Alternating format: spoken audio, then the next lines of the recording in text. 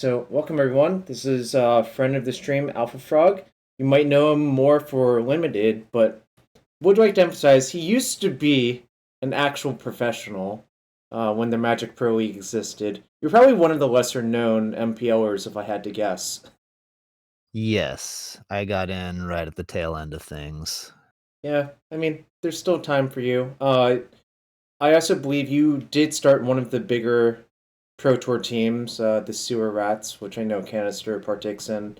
I don't know who else. Indeed. I don't know exactly who else was on that team, like for most of the events. I assume This year, we're sending, I think, 4 or 5 people to Worlds. Nice. I mean, obviously, So Handshake has you beat, but that's not really. they're the fair. only ones. Yeah, I was actually talking about this earlier with Stefan. It's funny that proportionally speaking, Austria has such a small population. I believe he's the only Austrian qualified for Worlds, so it's kind of funny to think about. um, Anyways, joking aside, the real reason I invited Gavin here today was he told me he was playing a bunch of Legacy recently because I fixed the no prime thing. Okay, thanks for the prime. Because he is actually going to be covering the MOCS, the Legacy portion of the MOCS this Saturday on twitch.tv/magic. So he got a coverage account and he just sent me so many screenshots of Legacy. In fact, I actually played against Frog on his personal account in a prelim like a week or two ago. I don't even remember when it was, but I do think I had an experience edge on you, so that's why I think I won the match, frankly. I wouldn't say that I specifically outplayed you at some certain spot. I just felt like I understood. I just felt like I understood the flow of Legacy better than you do because of, I've played probably thousands of more matches of Legacy than you have. Indeed. But I've been doing my best to get up to snuff in this last couple weeks and have been playing every day. Nice. I saw you have a lot of screenshots of Legacy situations, and I'm like, yeah, that's cool. I mean, I've seen all those things. Specifically, Gavin was playing lands, but he was playing the Sphere lands deck that Ali popularized. Like I said in the past, I'm not the biggest fan of that specific deck construction.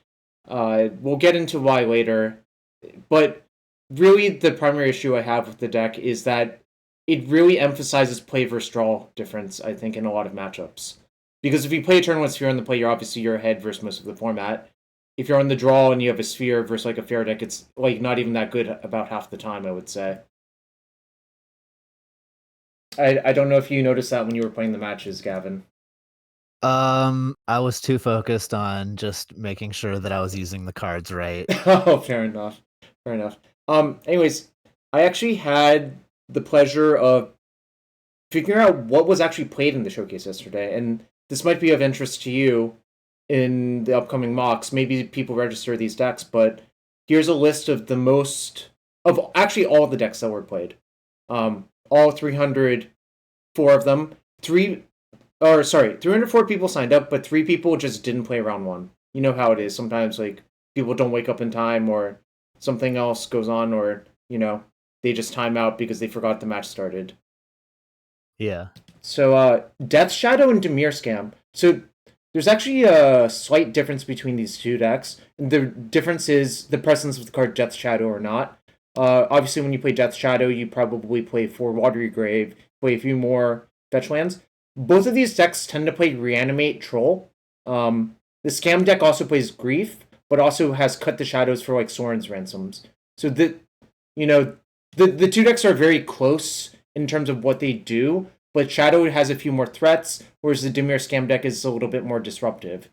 So, but in my thought process last week, I predicted that those two decks and Grixis would be a huge portion of the metagame, and indeed they were. And it's pretty easy to build a lands deck that kind of smashes all 3 of those decks. Your deck is going to be bad versus combo, but I think that's okay. You kind of have to choose what you want to beat in sort of basically any format. So I thought that was pretty interesting, and my prediction was even more correct, I would say, than I thought. 9.6% Shadow, almost 9% Scam, and 7.6% Grixis Delver.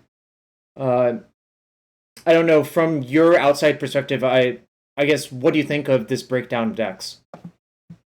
If I had to make a prediction, I would have definitely guessed the blue black shadow. I mean, I would call them fair decks, but yeah, shadow and scam. Yeah, those are when I was like initially looking at the format, those appeared to be just the ones that had the most consistent results, I guess would be the way to say it. Like if you're looking at, generally when I tend to look at a format, I like look for recognizable players, and then I look for trends and what deck lists are being played, and yeah, it seems like those decks are constantly rising to the top lately. And from my perspective, it was very easy for me to predict that a lot of great players from other formats would think exactly the same way you do, because it's just such a logical way to think. Oh, what's the best fair deck that plays all of the good cards? Oh, Death Shadow has been doing well. This Italian Dimir scam deck has also been doing well, and Grixis Delver has been doing fine. I actually was kind of unsatisfied with Grixis Delver after the last few times I played it. It felt like something was off. I couldn't really figure out what it was. So I was just looking for something better, I think the deck is fine. It's probably like a 52% win rate deck, but I thought I could, do a lot better. Yeah, that makes sense. Yeah, I mean, I have no opposition to actually playing one of the blue decks if I think it's so much better than anything else. But here, I actually thought we were in such a situation where you could exploit the blue decks because, well, I think one of the things that the blue decks actually do right now is they actually do a very good job of driving out combo, because Bowmaster is good versus most combo decks, and the blue-black decks are just full of Thoughtseizes and, soft permission. So it's kind of a nightmare for combo. You know what thrives when there's basically no combo? A deck that's basically all lands, Yeah. So yeah, I would have, going into the showcase weekend, I hadn't tried the lands deck out, but after trying it, I pretty much agree with you. I've dabbled in all of the major archetype decks at this point, and I thought that the shadow decks and the Dimir scam deck, they're so similar, I pretty much classify them as the same deck in my mind, but it's like the difference between shadow and Sauron's Ransom. Yeah, I think that... Sorry, I think that's exactly the difference. One of them is a little bit more disruptive. Like, Shadow trades in most of the Shadow decks that I think that did better traded in Griefs for just Death Shadow, and the Dimir Scam deck obviously has like Storm's Ransom instead, and it plays a little bit slower. But yeah, those were the decks that stood out as like the clear best decks to me based on trying everything. But then after trying lands, I know that I was not playing it very well because there's just so many decisions to make in a game, and I was still just doing quite well with the deck. I think it's uniquely powerful. The whole like Urza Saga Thespian stage interaction, like Chef's Kiss. Yeah, when that first came out, I'm like, this card is obscene. I'm probably just going to play 4 to start with. Actually, I think in my early versions, I only played 3 because I couldn't make room. Then Sam Party was like, "You're dumb, just play 4," and I'm like, okay. Sometimes you need you need a kick in the butt. How did I get that information from TJO? I literally watched all of the replays to see the deck breakdown. That's the level of dedication you get when you come to this channel. So basically, after you finish a tournament, if you leave the tournament open, you can watch all of the replays and gather a bunch of information, which I did for there's actually a legacy data collection project. Someone tries to watch basically every showcase or challenge and report the results just to the spreadsheet. And, I only probably watched 3/4 of the replays, and someone else watched the other last fourth to get all of this information. And there was a little bit of mislabeling, I think. Like, if you only briefly watch a replay, Death Shadow and Dimir Scam can look very similar. Yeah. Basically, the easiest way to tell if something's Death Shadow versus Scam is if you see 2 Watery Graves, it's almost a lock that they're Death Shadow. And obviously, if you see Death Shadow itself, then you know it's Death Shadow. So, or if they just like shock early. Well, sometimes they do that because it's the only land they drew. I've seen versions of Dimir Scam that have 4 Underground Sea, then 1 Water Grave. Similar to how Is It Delver used to play 4 Volcanic Island and 1 Steam Vents. Well, if they search for the shock land Sure. and shock themselves, though. Yeah. So it is interesting to think about. I was just curious about your outside view because I know you're not so entrenched in Legacy that you might actually have a good unbiased opinion about what's going on in the format. Yeah, like regarding what? No, just in general, like deck selection and what decks are powerful, like what would you have ended up playing in the showcases today? Assuming you had the I would have played Shadow. Okay. But the Saturday limited prelim didn't fire, so That's I wasn't sad. able to get QPs. That's sad. Okay. Well, Yep. I think this was a great discussion about how the metagame actually broke down, which was what I predicted. So, I'm going to talk about how I constructed the deck. In fact, if you have any questions, feel free. In fact, this is what I want you to do. I want you to ask questions because you're coming from basically level 0, coming from the deck, right? Like no unbiased priors or no biased priors. Well, you can really ask the hard-hitting questions that I probably wouldn't think to ask, right? Yeah, maybe. Okay, so this is actually what I ended up playing yesterday. So there's a few, easy interactions to see. Dark Depths, Thespian Stage, people know that from Vintage Cube now, I think, as well. Thespian Stage, Urza Saga, I don't think people see that as much in Vintage Cube, but they probably should see it more often, is what I would guess. Yes, this is an interaction I actually learned. I mean, I knew it worked because Terabad did it against me one time, and I was like, that is weird. But I didn't understand how it worked until I looked it up after playing this deck a bit. Yeah, and that's a really cool. Yeah, I think it just takes this deck to a whole different level than it was at before. Well, one of the problems with the deck in the past was, especially in the very, very early days, like 2005. Oh, that gives you an idea of how long a deck like this has lasted. It's evolved a lot since 2005, obviously. Back then, you had to, attack with Mishra's Factory and wasteland your factory in response to a plow, and then, loam it back and replay it. It was really quite painful back then, but nowadays our win cons are so much better. Urza Saga plus stage is basically, you get a pack rat land, eventually, is how I like to call it. And that stuff can outgrind basically the, Days Undoing decks given enough time, which is kind of crazy to think about. So really I like playing 4 stage, 4 saga, 4 depths. That just gives you a lot of threat density. It also means there are just a subset of games where your opponent's counterspells do basically nothing. You just play a saga, play another land, and then, you're good to go.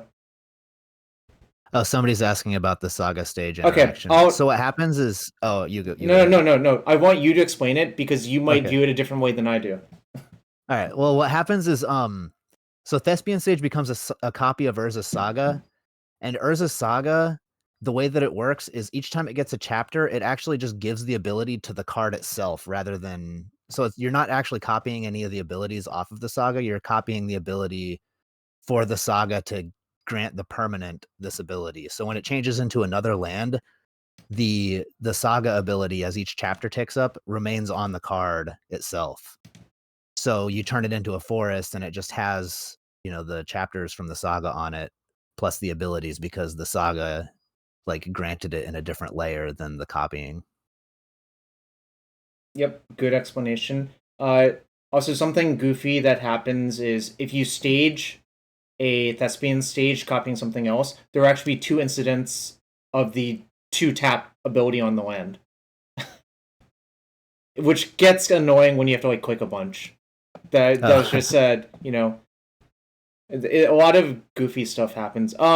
Also, one thing to note is, I don't know if this has come up for you yet, specifically in semi-mirrors or mirrors, you almost never want to put your Dark Depths out, because staging their depths is an easy way to get a Legion. You only lose 1 land instead of 2. Yeah. Also, you can stage Forest in response to a Wasteland. You can stage Blast Zone, which lets you clear out Chalice of the Void and tokens. I don't know if that has come up for you yet. Yes, I did that yesterday. It's pretty useful. I'm glad that you saw it, because I think a lot of people need to be told that it works, but I guess you were just like, oh, I can just do this and it'll work, right? Yeah, that's one of the things that I was really enjoying about the deck is I would open each hand and it's like a new thing to me, but then there's all these things to puzzle out. And then as I'm like thinking through all the lines, it's like this deck is just it's a really well-oiled machine. Like everything works in tandem. One of the things I was wondering is why only one copy of Crucible? Is it just like you don't want to draw two? Well, there is that, and also I think the way I view it is it's the fifth life from the loam that works well with Urza Saga, because obviously it's an artifact. And I think there's a temptation to play a lot of clunky, like 3-mana mid-range cards. Realistically, you don't need that many because you're so good at using your mana as it is. I would say the most valuable Crucible is actually usually in post-board games, where because a lot of people just try to go after your loams with Surgical Extraction or something like that. So having Crucible in your deck is nice to have. It's not even necessary. Like, I actually cited out a lot. I probably cited out more than you should, but it is a liability versus people who are playing a lot of soft counters like Stubborn Denial or Spell Pierce or the like sometimes. Someone's asking about creatures. I hate main decking creatures in this deck because I feel like one of the strengths of the deck is you strand people with Fatal Pushes, Lightning Bolts, and Plows that don't do anything until you care. Like, you get virtual card advantage by stranding those cards in your opponent's hand. Someone's asking about no spheres. Okay, so the way I analyzed this metagame for the tournament specifically yesterday, I expected Dimir Death Shadow and Dimir Scam to basically push out all of the combo decks. Once you think all of the combo decks are pushed out, there's no reason to sideboard spheres. I don't know if that logic makes sense to you, Frog. Like, it's kind of like weird, convoluted next level thinking, I guess. No, I can see that. I like making a bold prediction on the metagame that like frees up a bunch of spots for other cards. And I think if you actually... Sorry. I think if you actually... I was going to ask, is there a... Oh, sorry, I keep interrupting. No, Go ahead. Was there actually a lot of combo? No, there was a Sneak and Show. Yeah, there was like basically no combo where Sphere was good against. So it was nice that I got to cut it. Someone's asking about Mana Bond. You can play it. I just chose to play more Mazavith because I think the primary way you do lose to Shadow or Dimir Scam is a giant troll, and just having multiple mazes is worth so much. What was your question? I was gonna say, is there a trick with the Ghost Quarter, or is it just a Fifth Wasteland? Fifth Wasteland, and some people aggressively fetch all of their basics versus you, so Ghost Quarter then becomes better. Okay. Yeah, it can be something else. How do I plan to combat the fair depth decks? You kind of just lose to competent Knight of the Reliquary players, and I think that's okay to do. I didn't expect a lot of people to play those, but I did lose to two of those types of decks deep into the tournament, so it's okay. Is paper metagame harder to predict? Yeah, in my opinion, it's a lot harder to predict paper metagames as opposed to MTGO, because on MTGO it's very easy to switch decks. Basically, I just knew everyone would submit, like a large portion of the field would play like Underground Sea, like fair deck. So once you know that, then you can very easily build a deck to take advantage of that. Yeah, in real life, people are just playing whatever they have. Yeah, because dual lands are expensive. Like, I don't blame them. It's hard to switch,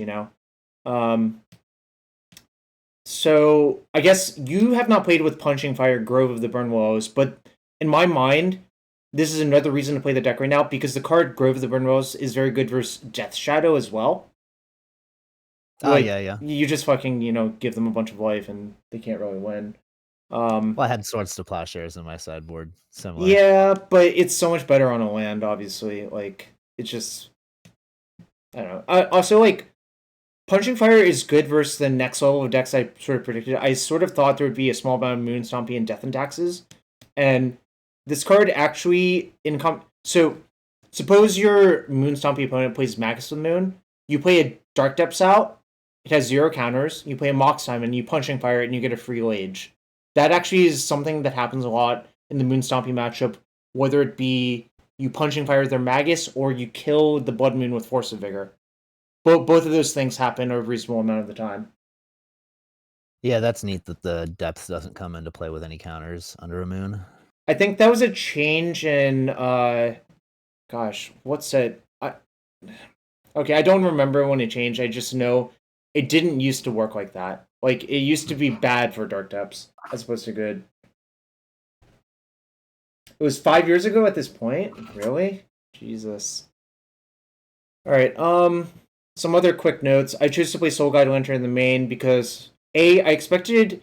If I came to the conclusion that lands would be a good choice, I know, like, the other diehard lands people would also just play the deck almost regardless, and you want to have Graveyard Hate in the mirrors. That's actually why I sideboarded Surgicals as well. Expedition Map, I think the first one is so valuable because it's just so good to get off Saga, so you can like chain Sagas and really kill your opponent. Besides that... I've noticed that's the common... There's no Shadow Spear in this one, though. Yeah, I hate the That's card. the other one I see people use. I mean, it's... Okay. I guess the way to clarify my stance on the Shadow Spear, I don't like it for the same reason I don't like playing creatures in my main deck, basically. Like, it's just, you suffer tempo loss when you basically make the removal spells live, either exchanging for 2 mana, which is equipped on Shadow Spear, or you like tap out for a creature, when I feel like you can just get away with not doing that stuff. You know? I had it win me a couple matches when I was playing this deck, so I thought it was pretty good, but maybe with access to the red, you don't need it as much. Well, there are times where Shadow Spear would be very valuable for specifically Lightning Bolt when you're deep into a game and you're not killing them quickly enough, I think, is the primary use case. I guess I have seen a literal screenshot of someone activating Shadow Spear and wastelanding a Lotus Field in Legacy, so there's that. But that's like fringe. That's kind of funny. Well, what happened to me is I was playing against the white deck with like Yorion and all the blink effects. Mm-hmm. It like searches up Cauldron Complete. And I just needed to gain life against them or I was going to lose the race. And then Shadow Spear made it so I was like easily winning off of my Saga tokens. That's fair. I mean, I think about Cauldron Complete, the best answer if you don't want to play a weird card is just Mazavith. You know? Just having a bunch of mazes is pretty good versus Cauldron Complete. The other card I've played off and on is Tower of the Magistrate, which gives any creature protection from artifacts, so the Cauldron Complete just falls off. I've also played that as a sideboard card for 8 casts, so you can sneak your Lage token through Thopter tokens. But basically, there's a lot of there's a giant toolbox of cards that you can play. I actually refer to the giant toolbox in a primer I wrote that is free. If you want to look at it, you can find it on my Twitter. It talks about how you can construct these decks, and there's just so many options to put in your deck in Legacy, just generally speaking, for basically all decks. So that you can basically do whatever you want. If there's a problem you're trying to solve, there's probably a perfect card for it. You just have to know that it exists, you know? Yeah, I see one of my favorite cards to play with in Vintage Cube in your sideboard, Minkskin Boo. Yeah, what's that for? Just unironically for the grindy matchups. Like, that's the only use for the card.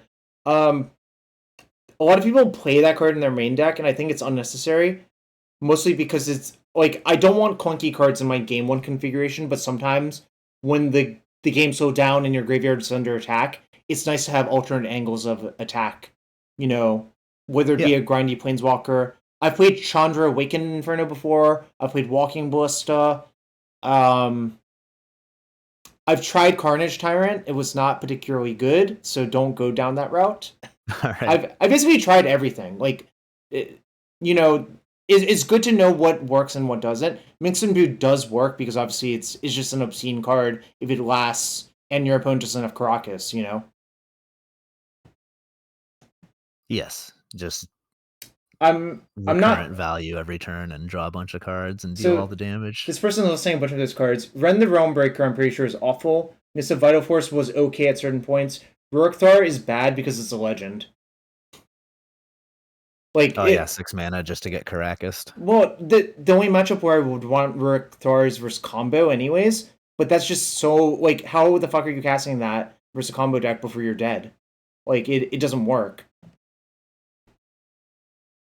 Anyways, Yes. Combo decks tend to win on 4 mana. Yeah, so I think that covers most of what I was thinking.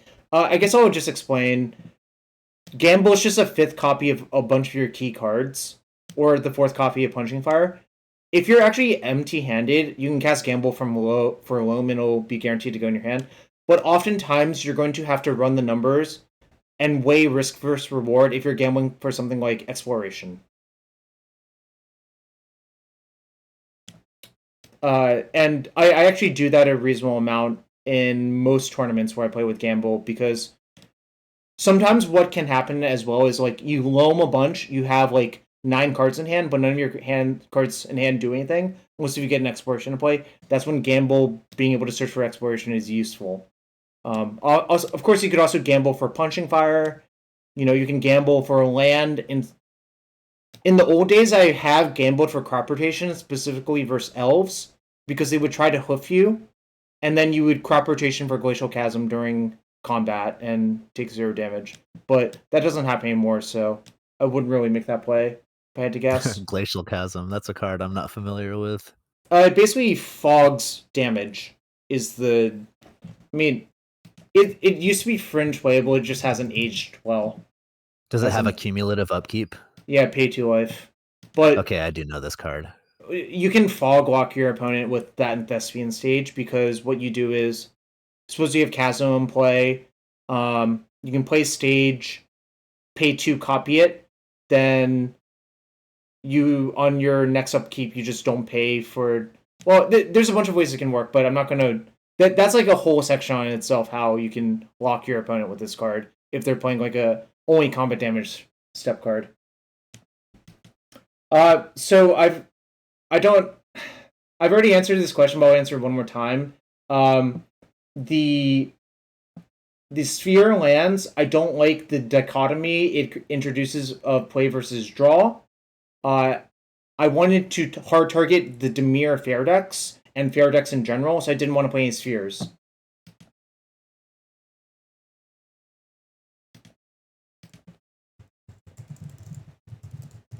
Also, it seems like if you're predicting a meta full of Death Shadow, playing the Grove of the Burn Willows is probably wise. Yep. And just like having access to the Pyroblasts. Right. Well, the blasts I had, they go in and out depending on the meta. Really, I played a lot more blasts when Murktide Regent was bigger, but now that most of those decks only play 3 Murktide, and I have a bunch of Mazavith, I think it's less necessary. If there was also a lot of show and tell, I would play more blasts as well, but there's not really a lot of show and tell, because like show and tell is not good versus those Dimir style decks. In fact, it's like quite bad versus decks, generally speaking. Choke is also for basically all of the blue decks. Endurance for mirrors, you know, obviously Reanimator. There's other like fringe uses for it. Like it's good to have 1 endurance. I've played more in the past. Surgical does what it says on the tin. And Cage, because I hate playing against Green Sun Zenith as this deck. Like, one of the real issues is Zenith for Knight of the Reliquary is really, really good versus deck, because it's so hard to kill.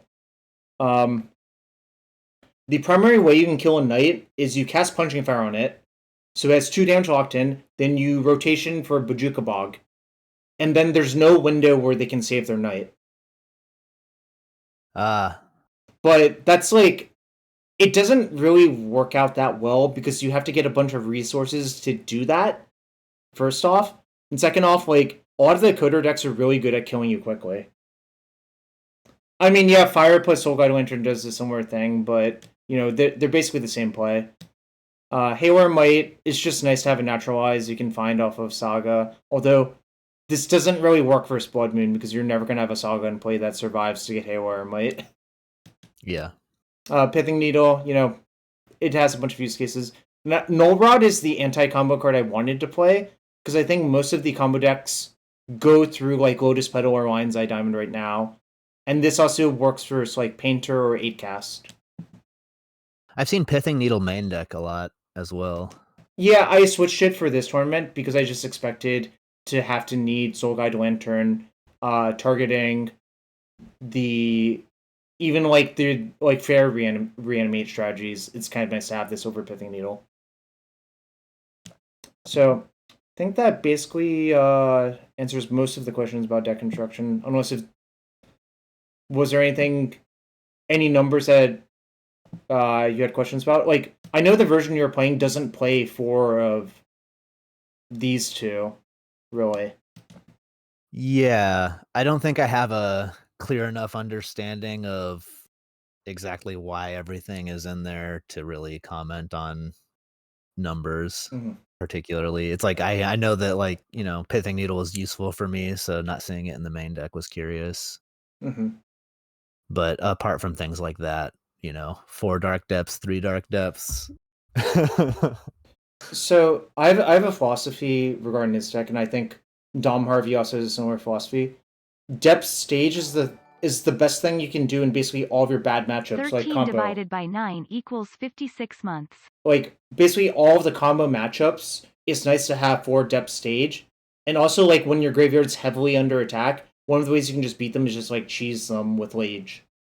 And then, like, it's just easier to do that if you have 4 of each of those, plus the 4 crop rotations, right? Yes. So that's just a philosophical thing I have going on there. All right. I guess we can get to some VODs now. All right. And again, the way I want you to do this, you just ask all questions, you know. I think it's just nice for people to have questions that I might not think of, but you can think of, obviously, because you're coming at it from a different perspective. Yeah, I'm mostly excited to see where your sequencing differs from mine, so. Okay. Because a lot of the time when I was playing the deck, it's like, okay, I have all these options. Do I want to just like go for the turbo depths here, or do I want to just sit back and rest on my advantage and make saga tokens and make them use their interaction first? Right. Okay, faster. I'm going to speed it up a little bit. I always have to remember how to exactly speed it up. Alright, we're at 1.2x. I guess we'll do a little bit faster. Okay. So yeah, I guess this is kind of a questionable hand, but my opponent, like, their history was just basically all fair decks. So you have time to draw on it. I have 1 accelerant, but obviously exploration is the best accelerant. And the other actual inherent issue with this hand is what happens if they Thoughtseize your MOCS Diamond, right? Then you have to suspend 2 MOCS Diamond, but that's not really the best plan. But I think it's acceptable to keep this hand. Yeah, I would keep. You have stage depth saga. That's all I want. Right. Just gives you the option to, you know, you get to play the saga and pressure them with your constructs and then get a gauge on what their hand is and go for the depths if that's appealing. Right. So bauble generally means either it usually just means Grixis by this point. Sometimes is it, but it's more commonly Grixis. Parker, I usually play 4 Groves because I like the synergy with Punching Fire, even despite the Shadow thing. So here's like kind of debatable what land you want to get wasted. But here I've actually also decided I don't really care if they waste my Saga because I'll just loam it back in their turn 2. And the earlier you get Saga into play, the better it is for you. And you see This makes sense to discard there. And you see that I gambled for the exploration right away. I wanted to just basically not make Daze live. Like, you could cast Loam that turn, but it's pretty much identical to cast Loam this turn versus next turn. Yeah, you get an extra target to bring back too, so you're getting a little bit more value out of it. And that Yavimaya is an insanely good draw, because now you can just play, you can play land, play exploration, play another land, and then loam everything back. You might not have had a second green otherwise. Now you just have infinite green.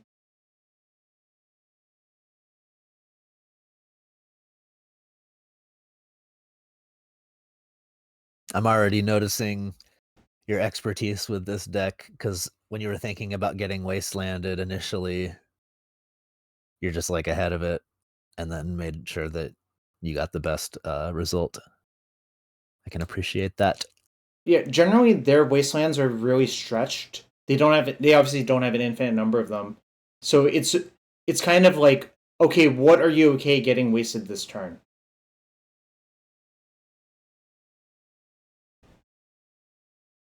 It's also a question of how slow or fast you want to play this game.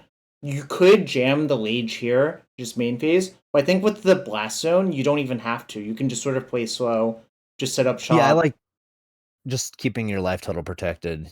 This is too much damage to just be letting in. Well, I mean, if they have nothing and you Lage them, they basically always lose because they're not going to have anything for the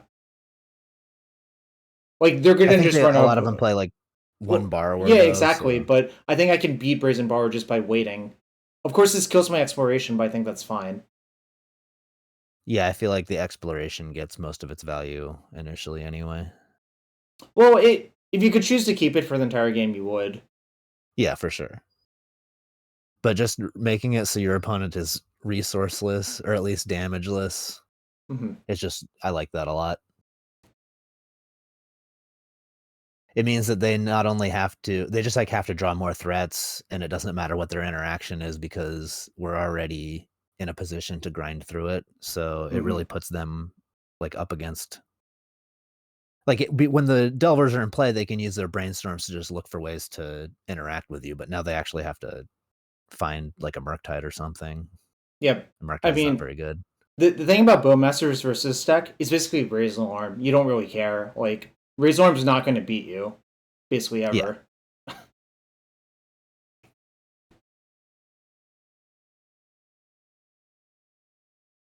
Here you can just force the action by staging their Wasteland. This is like a pretty common thing to do. And then they just have to kill something. You can loam it back. Well, they don't have to kill something. They could just let it resolve. But the problem is that just gives me the option to just like initiate anything by wasting their waste to begin with. If I really care. I guess putting them off red mana isn't that big of a deal in this matchup. It can be, but depending on your life total. Now you can just waste their waste and go for the Lage if you think they're soft. I also would say, by this point, if they borrower me, it's not even the end of the world. So I think I'm willing to go for it here. Now. It's unlikely they'd have the borrower anyway. But yeah, you can just look at how many cantrips they cast, which is not that many. Now, the question you all might be asking, okay, why is it okay to do this now as opposed to before when they had 2 Delvers? Well, if I did it before when they had 2 Delvers, and they did have it, I would take so much damage that I could actually lose to a string of running lightning bolts. Yep. So yeah, we basically got a free one. Like that, I mean, the matchup is good, basically for this reason. Their wastelands are super overloaded on what they have to do. Their clock also just seems too slow, and we've got ways to interact with it, so it's hard for them to ever put enough pressure into play that we're actually like hard pressed to do anything.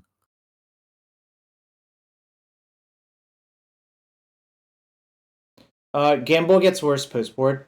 It's nice to have Gamble in game 1 because it's extra copies of your graveyard stuff, but your graveyard stuff tends to get worse post-board anyways, so it's fine to cut. I cut Crucible for the other 3 drops because the other 3 drops kind of just win the game guaranteed. And you don't really need Bog versus straight Grixis Delver, I would say. I think it's probably hard to get the timing on the Bog right in order to shut off Murktide anyway.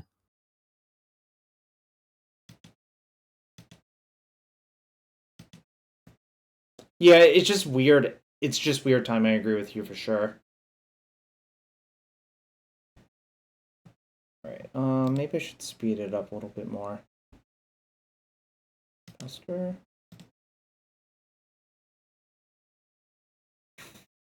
Faster. I forgot how long sometimes sideboarding takes.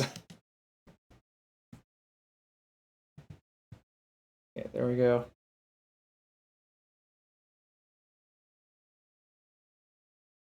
Again, this is like a little bit of a clunker, but I think the Tabernacle buys a lot of time in the matchup as well. I just see depths in stage. Snap keep. That's just the vintage cuber in you, really. Yeah, You can't really probably. deny that. Like, I would say in this matchup is generally safe to go for it.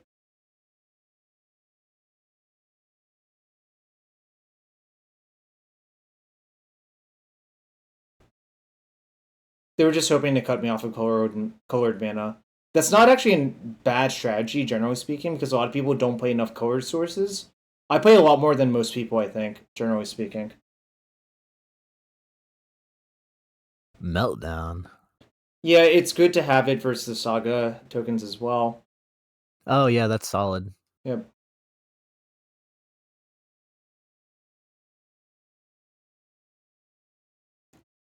Anyways, as you can tell, I'm just playing super defensively. Like, I basically just... One way to think about it is, what happens if the game goes really long in this matchup? The answer is you'll wasteland all of their lands and eventually take control of the game. You're basically the control deck in the matchup.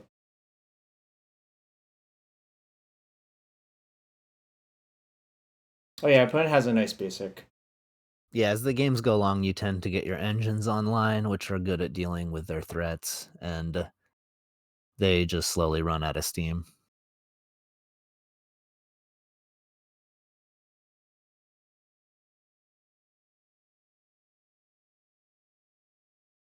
I play tested a bit of this matchup with a friend in order to. I was on the Delver side, Mm-hmm. and I found that the games that I won were the ones that I just like had early creatures and was able to kill them before anything could happen. So it's definitely you want to make the game short when you're Delver. Agree.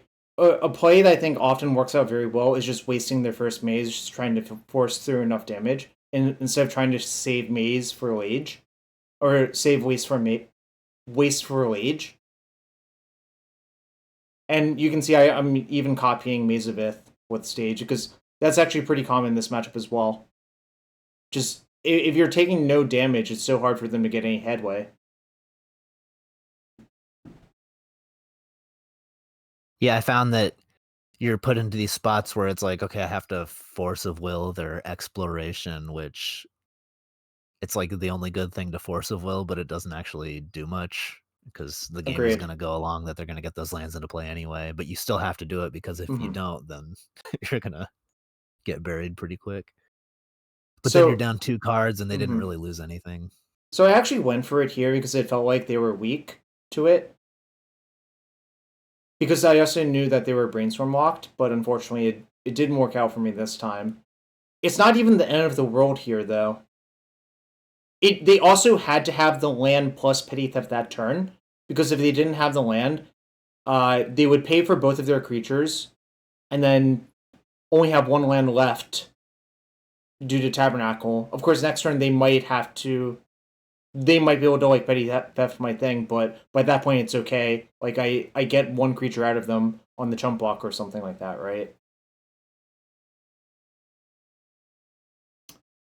How effective do I think Daze is versus me? It kind of depends. If I'm in the play, I might have it in my deck as Delver, because like just going DRC Daze Exploration is probably a much better feeling than forcibling the exploration, right? Yeah.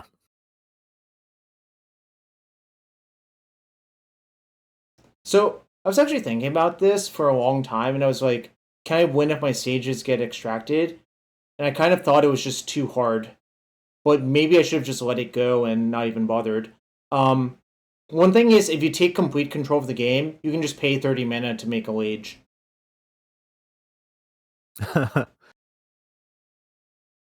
You laugh. I've done it multiple times.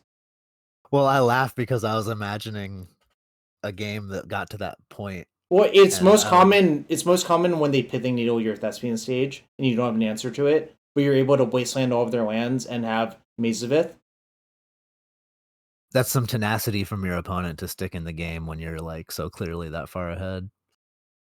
It basically pithing needle on stage is the way it happens the most.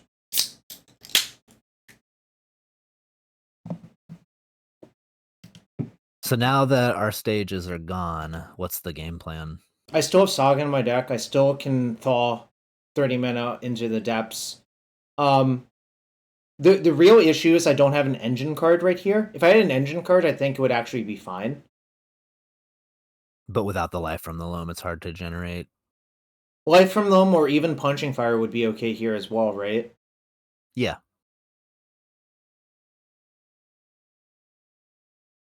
The other problem is if they draw a Wasteland for that maze, the damage adds up so quickly, you know?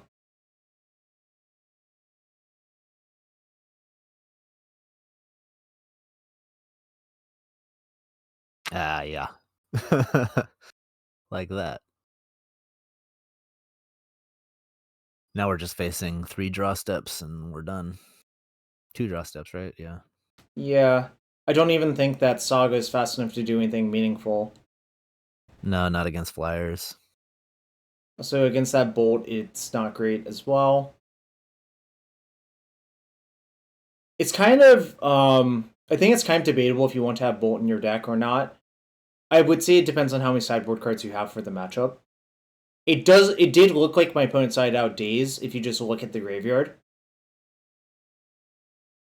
Because they're like 23 cards deep and they haven't seen a Daze yet. The likelihood of that happening is very, very low. Yeah, I mean, with Mox Diamond, it's hard for Daze to always hit anything. So. Right.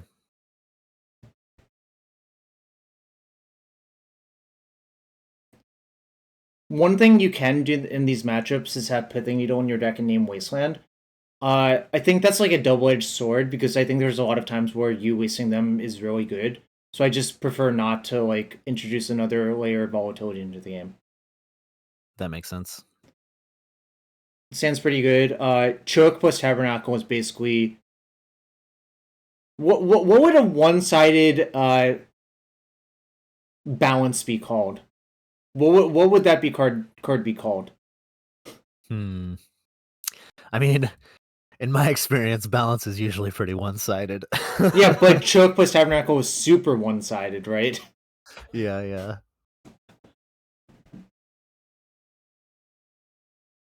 Drafting the competitive vintage cube, we get some real sickos on the balance.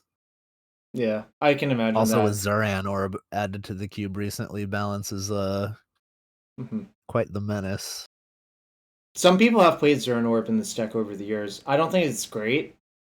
And it's funny because Zuran Orb is literally an MH2 as well for Urza Saga. I still don't think I don't think it really does anything. I guess if you have some explorations in play, you can. Yeah, I mean, it's just decks. it's not good. Like, you know, it's better just killing your opponent. Yeah, but what if you had like some Zuran orbs, like a Titania Crucible? Yeah, we do have Crucible.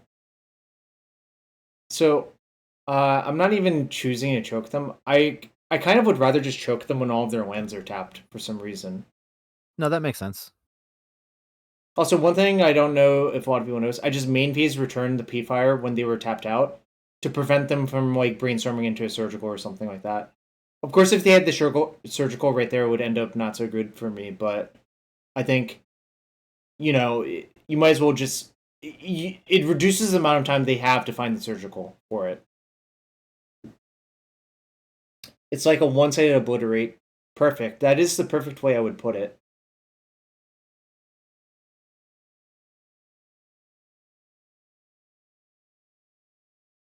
Oh, leading the MOCS there?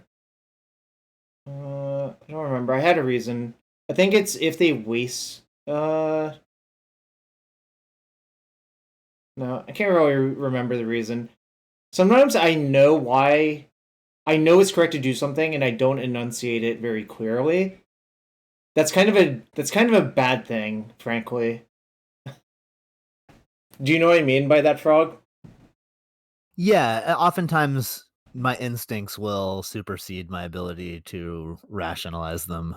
Mm-hmm. I don't think it's necessarily a bad thing, but it's definitely like that's the progress between, Mm-hmm.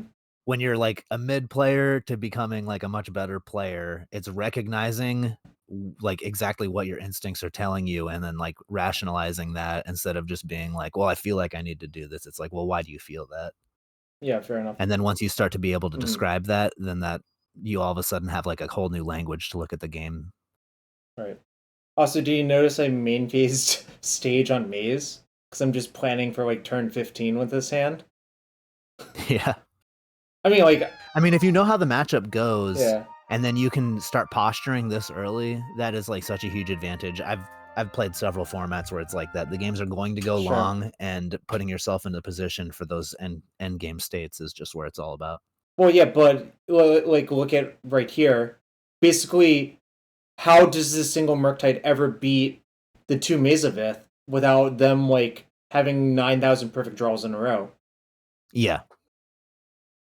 Like, I don't even care. Like, I played the choke this turn because if they don't have the choke this turn, the game actually ends on the spot. Even if they have a counter this turn, it forces them to use resources on it.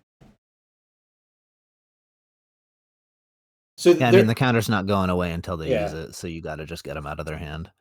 Well, I waited a little bit to see if I would draw a blast. Because if I drew a blast there, I think the game is actually over in the spot. But I think by that point, that is the best spot to use it on.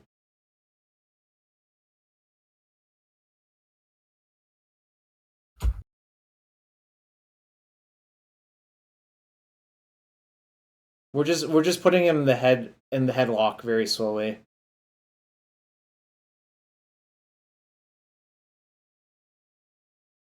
Yo, thank you, Bizarre Boxes. Hope you're having a good one. So yeah, I think basically you can. It's pretty easy to tell that this game is essentially over. It's just going to take a little bit to actually kill them, right? Yeah, I mean, we just are winning the resource game by a lot. Yeah. I mean, they can't even deal me any damage, so... We effectively have like 6 constructs over time here, which should just be good. Could be more than that. Remember, you can always crop rotation with the last chapter on the stack as well.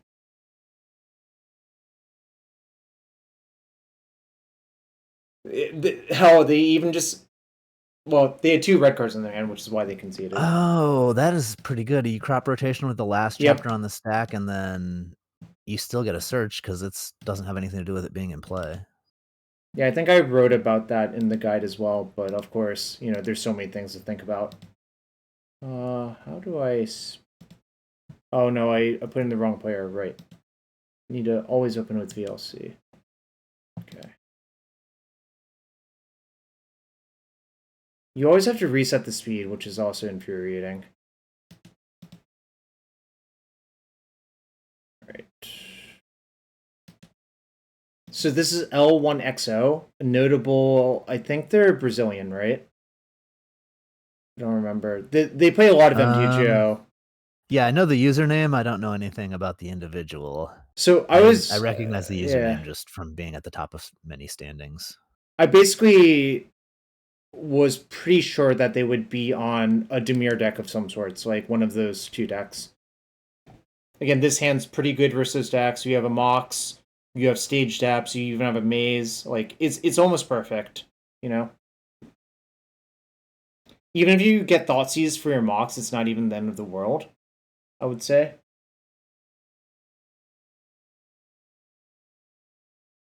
Yeah, that's one of the things that I appreciate about this deck is the disruption doesn't do a whole lot. Like the surgical extractions, if you're exiling things, that's annoying, but anything going to the graveyard is just a matter of time before it's coming back if it matters. I would say in the post-board games, you have to be more careful about that stuff, of course. Whereas game 1, you can basically do whatever you want most of the time.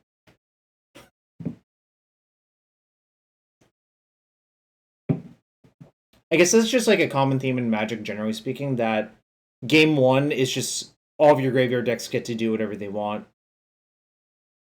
Notice I didn't dredge here, because I think the card I actually want to draw the most is Exploration. Whereas, like, if I just cast, like, 1 in a green, draw 2 lands, what does it actually do for me?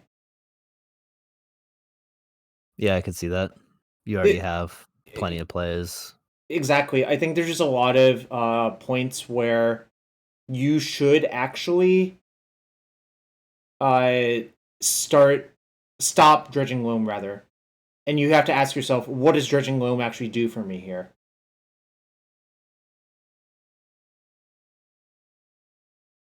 It's arguable if I should have P-Fired on my turn. One thing I was thinking about was actually Force of Negation. So if I P-Fire on my turn and they fawn it, it's actually pretty horrible for me. Whereas if they Daze on their turn, I don't really care that much, you know? I guess based on that statement you made previously, the general thing to do is just always dredge the life from the loam. In what regard?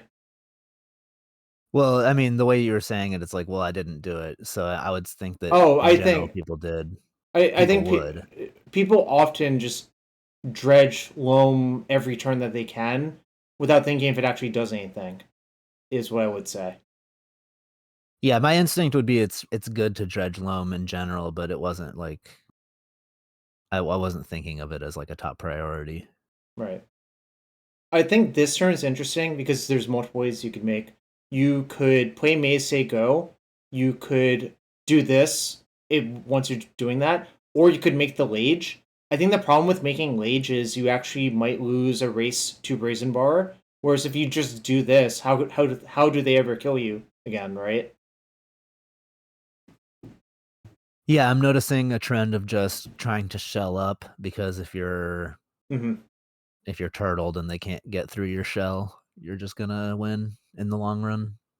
Yeah, it would just be like a turn 15 victory or whatever. That's fine. Like, most people do not want to play those games with me, weirdly enough. I'm realizing that my instinct to be patient with my Dark Depths is probably correct, so that's nice. Yes. I was always so saving it until I felt like they were out of interaction. I definitely agree with him. That's how I play the deck, except when I know it's okay to go fast, or my opponent just taps out and I can kill them with crop rotation, obviously. Like, that's the nice thing about having depths in your deck is sometimes people will just disrespect the crop rotation so much and just die out of nowhere, you know?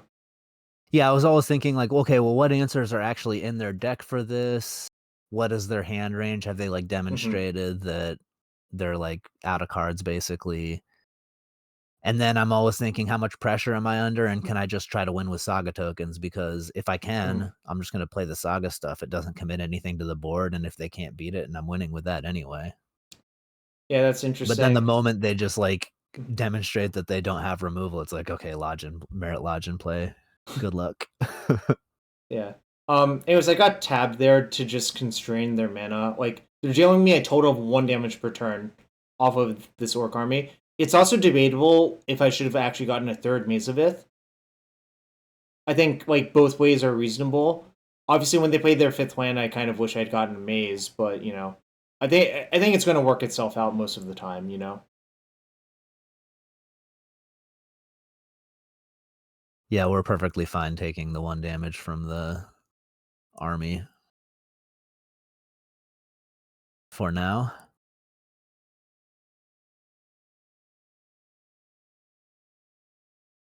Remember that Thespian staged Maze still has the ability of oh,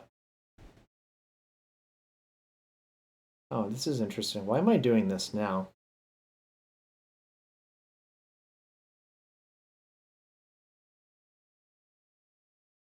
Probably they Oh, only have 2 cards in hand, so it's really unlikely they can counter. Yeah, and even if they counter, how bad is it for me?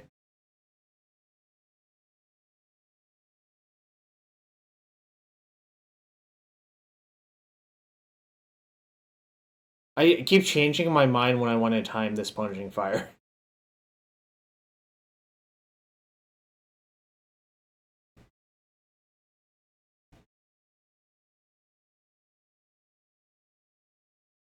Real problem is I can't punching fire the shadow, but I don't think it really matters that much. If I kill the 1/1 army, they're still dealing me 0 damage per turn. You know. By the way, before y'all ask, if you're not willing to do this sort of stuff, lands is probably not the deck for you.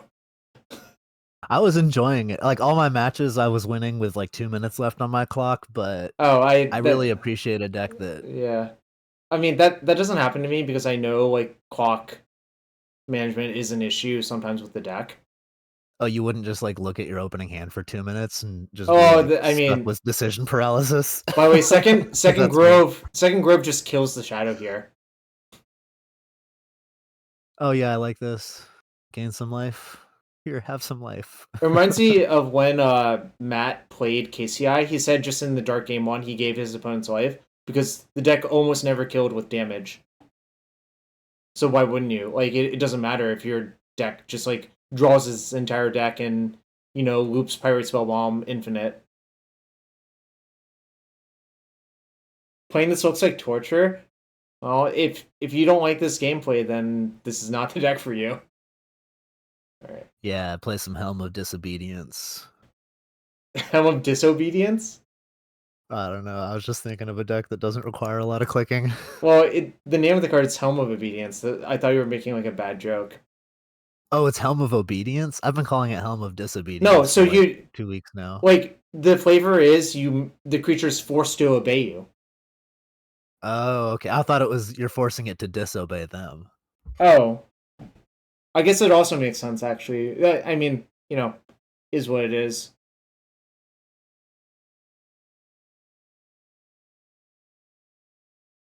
Play some Caves of Chaos Adventurer. Just Chromox and Ancient Tomb and Yaki Hone says I like it. Yaki Hone says I like it enough, wish I had a Tabernacle too. Yeah, the price of Tabernacle IRL is definitely a limiting factor on people playing this deck. How much does a Tabernacle cost? Well, on MTGO 6 tickets.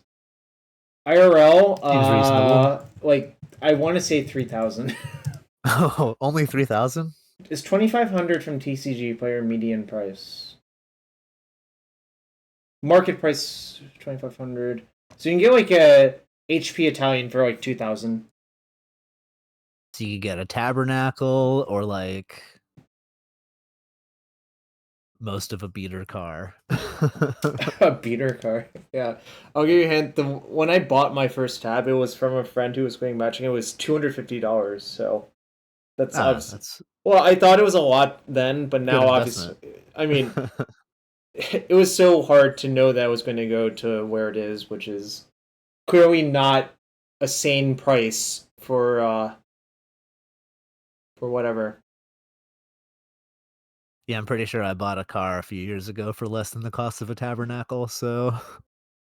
Evan says, I've got my LP English Tabernacle that I bought for like 400. That's a very good deal as well. No one stonks.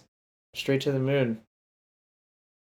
So this hand's borderline actually in disguise, but if one of those lands... I mean, the problem is you can lage your opponent, and you also have green and choke, so you can't really mulligan, but there's a lot of ways this hand can go wrong. Of course, drawing forest means there's not actually that many ways it can go wrong now. Refine says, I bought mine for 700, sold it for 1,100 the week before it went to 3,000. That's brutal. That's some Mengu finance right there. So, I was thinking about this. I could have played around days by waiting a turn, and perhaps I should have. But I also thought my opponent decided days out, so... Because most people do. I am a jammer. I usually like to make them have it when the advantages of them not having it are so large. I know this because you love Embercleave so much. If I jammed my friggin' Embercleave, I'd have gone to Worlds. I played too scared, though, against Arne. Yeah, it's okay. So, Null Rod versus Choke. Who wins this fight? I'm gonna say Choke. I mean, obviously, if Choke resolves, it wins this fight, but they had a second daze, which I was super not expecting. Daisy.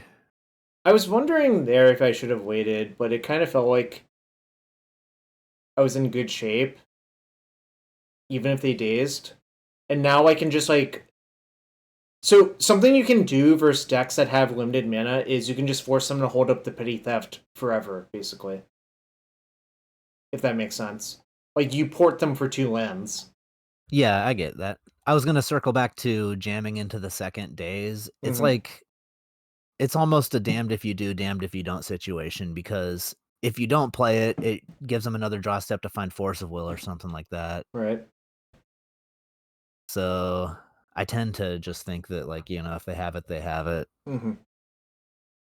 Unless the disadvantage of them having it is so large that I can't surmount that. But in general, it's like, this is early enough in the game. Let's just try to get ahead. Right. Wasteland is an annoying card to have to face down here. It's okay. I mean, like, I kind of feel like their hand's not very strong because they haven't been doing very much. Again, you usually think you just have to force the action in these scenarios.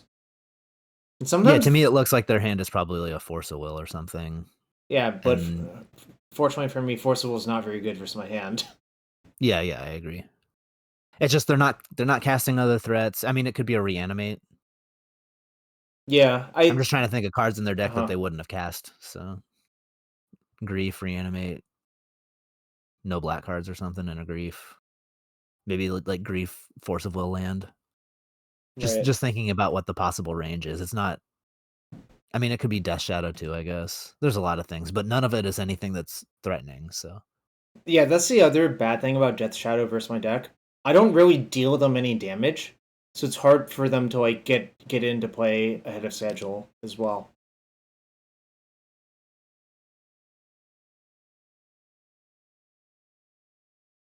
Based on this board, I kind of think the Saga is probably good enough to beat them with instead of having to go for Lage, you know? yeah, that makes sense. Especially since their hand is looking like it's interaction. It could be Brazen Borrower, it could be one of the cards. It's of all the things that they're not casting, it's like Brazen Borrower, Force of Will, Death Shadow, and maybe a Grief with no black cards. Someone was asking, should they have wasted the Cradle, the Alpha Maya Cradle Curse? I think wasting the stage is actually good. Especially if you know you're light on lands. If you let me stage the waste and then waste my Cradle, then I can just waste your C. And then, like, it's kind of hard for you to do anything meaningful, you know? Murktide, that's another card that it could have been, I guess. Yeah. Now the question is if I should make the thing.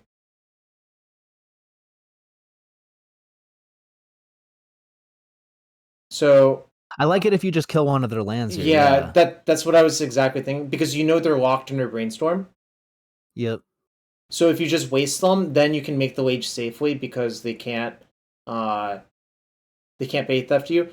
Well, one card that was briefly on my radar, but I decided I couldn't really play around was Submerge.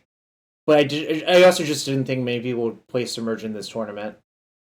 I haven't seen Submerges in deck lists lately, so Submerge is one of the better cards versus like the pure Dark Depths deck. It's actually worse versus lands than people think, because a lot of the time, if your opponent's not doing anything, you just don't have to play into Submerge anyways. By the way, did you know that you don't have to pay for a wage under Tabernacle at the Pendril Vale? I do know that because I read your guide this morning. Oh, well, shout out to someone actually reading. By the way, I got Expedition Map because getting a MOCS is actively bad with the null rod in play, whereas if you get Map, yeah, it's bad, but obviously you don't have to topic it at some point.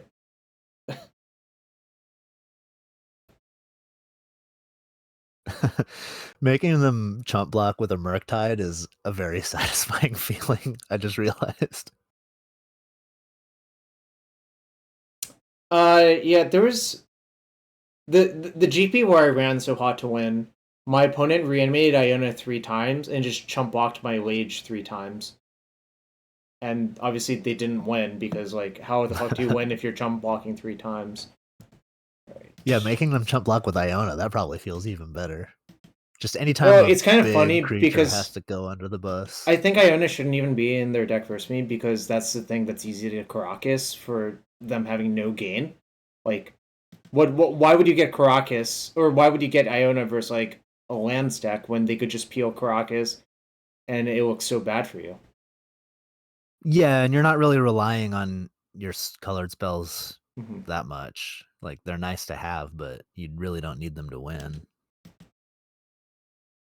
Oh yeah, this matchup sucks that we're about to play, but you know there are downsides to playing the lands deck, and they basically all revolve in combo. And I Is would this say, oops all spells? yeah, like even the Sphere lands deck is not going to win game one on the draw versus that deck. You will I also, recognize the username from a screenshot. yeah, they were like equally off-putting to me, is what I would say. But you know, my Yeah, fault. I saw Dom had posted some chat that they sent. He was like, amazing personal growth from a noobs player. Well, yeah, Summoner's Pact is basically you don't want to play against this shit. So they just Summoner's Pact on turn 1? I don't actually know how this deck works. Well, dude, I need to do my research you, here. you can watch real fast. It doesn't last very Yeah. long. So they have no lands in their deck because of the Zendikar Rising. Okay, I've seen this, and then they just mill themselves out, and You can dread return Thassa's Oracle. yeah, okay. I have seen this after all. So few of my cards do anything. Is that So that was just a turn 1 win. Yeah, sometimes they have Pact of Negation in their deck, so they can even win through like interaction. Actually, most people have Pact of Negation in their deck. That's impressive. By the way, I have so many useless cards. Like, I assume the deck is not very consistent. London Mulligan made it a lot better, I would say. And I think the Zendikar Rising lands made it a lot better. But yeah, it's kind of weird. It's like, I mean, like lands is basically horrible versus it. Yeah, they don't need to win on turn 1 because it's not like you're going to stop them on turn 2 or 3 either. Kellen says Oops is very consistent but very fragile. Okay, so it's easy to disrupt. Right. You just have to counter the Undercity Informer or something. Tabernacle, the deck list isn't up there, but it was linked earlier, and I can link it to you if you really want me to right now. It is on Goldfish already.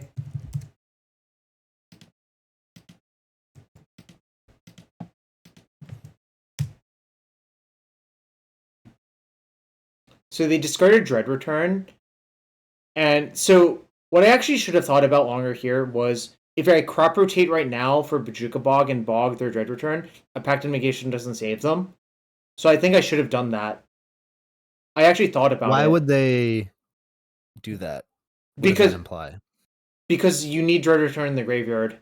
Or And you have there's to, only one copy in the deck? I believe there's only one copy. Another way it can work is you can Cabal Therapy yourself for the Dread Return off a Narcomoeba, but that is bad versus this. And here we can see that I kind of do get punished because they have the Pact here.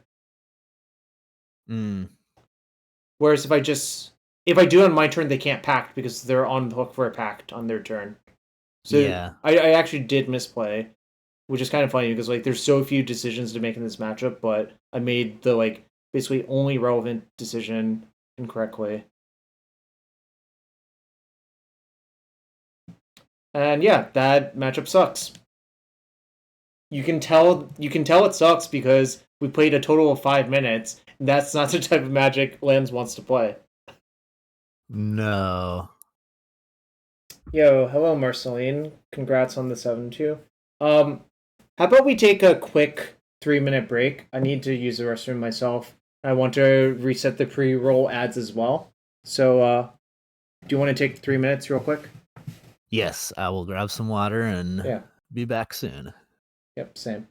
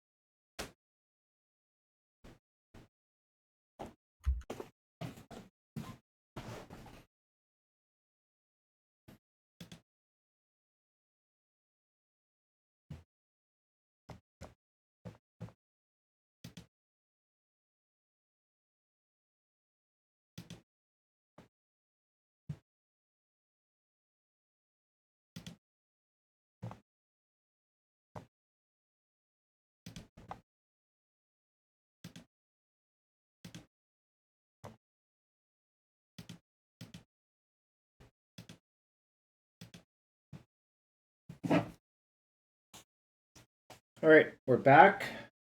Welcome back, everyone. Glad to have my buddy AlphaFrog here. Hope you're having a good one so Hello. far.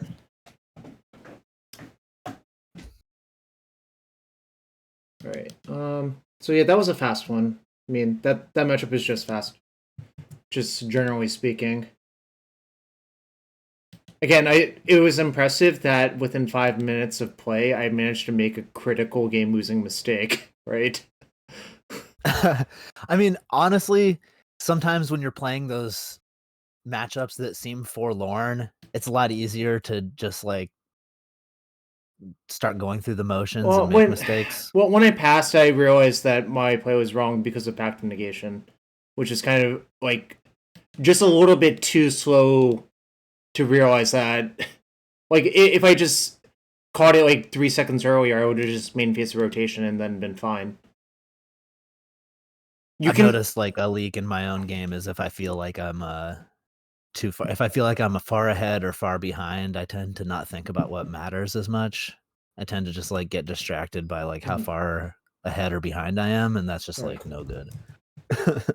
Yeah. Similarly, like if you're playing a bad matchup, it's like it doesn't help to think about how bad of a matchup it is. You just gotta make the right plays as much as possible. Why is my screen cut off to the right? That's weird. Also, this person takes a while to show up. Let me fast forward a little bit. All right, there we go. So this person had won a challenge with the like Scam Shadow hybrid. So it had Grief and Death Shadow.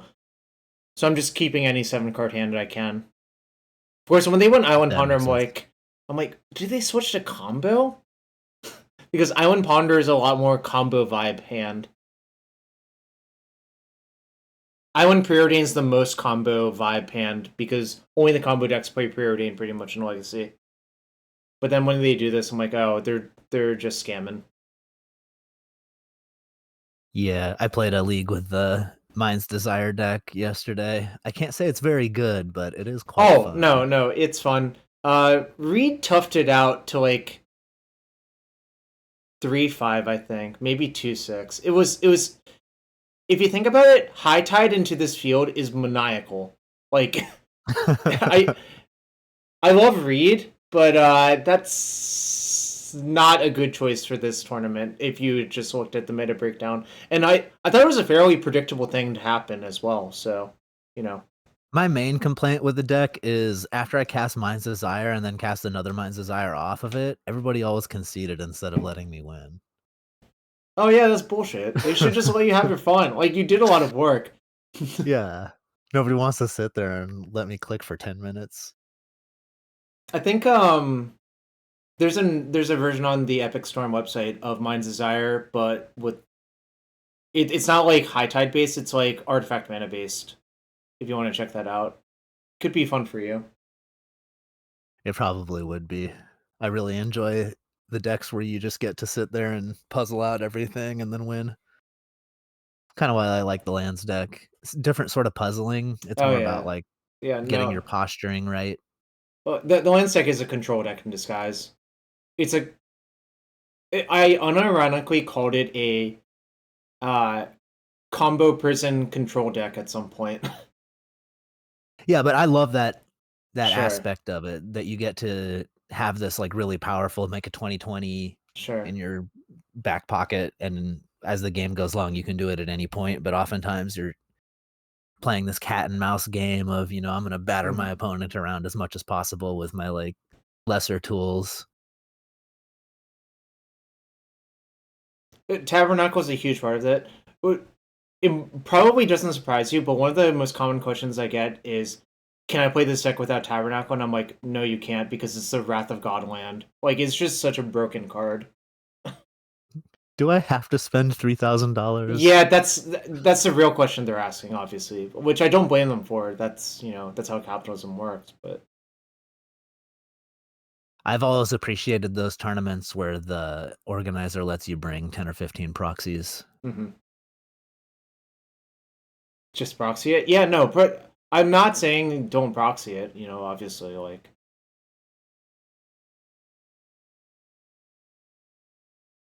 Eternal Weekend itself is no proxy.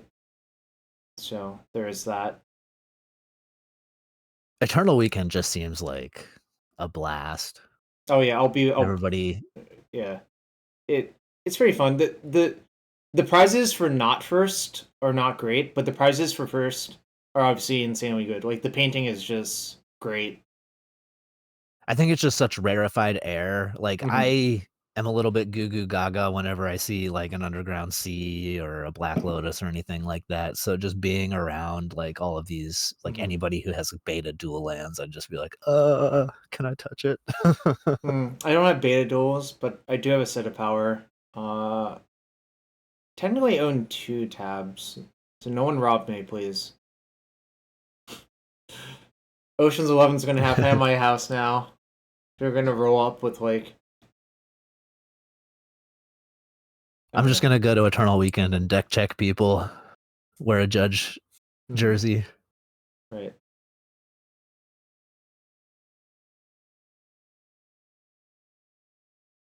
What's your address again, Jarvis? It's pretty easy to Google, sadly. I mean, like that's just how the internet works, you know. He's got attack geese to protect the Tabernacle, so you have to get through them. Right. By the way, playing this deck without Yavimaya before, when Yavimaya didn't exist, was kind of miserable, honestly. Oh, did you play? Did your deck list have Riftstone Portal in it? No. Okay. What's that one again? When it's in your graveyard, your land's tapped for green or white. Ah, yeah. I thought that was it. I remember that card from Judgment. way long ago. Yeah, when it was in Standard. Yeah, it's from Judgment because Judgment was the green-white set. Remember? Torment was Brush Hopper. Yeah. Torment was a Monoblack set, and Odyssey was kind of just whatever. By the way, look at this Mazavith versus a Trolls of Khazad-dûm. And look at how many Urza Sagas I have going.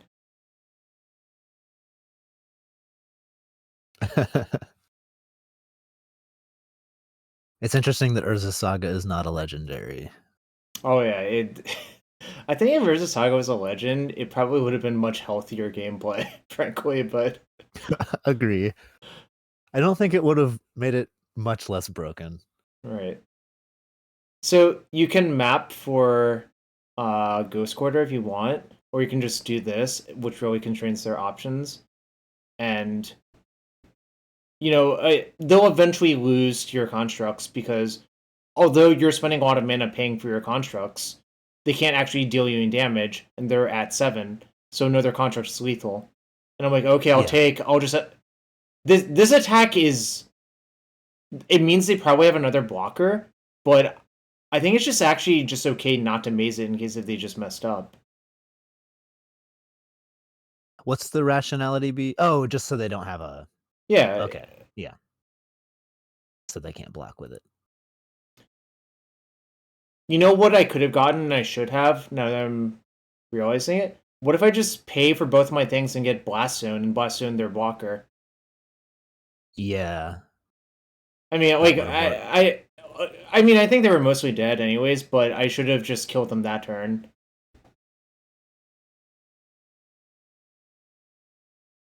McOneSauce says, I played against Sebastian Pazzo. He wastelanded and circled my traps to stop me from being able to escape Uro, then played Yavimaya. Oh, well, that's not going to stop you from escaping Uro.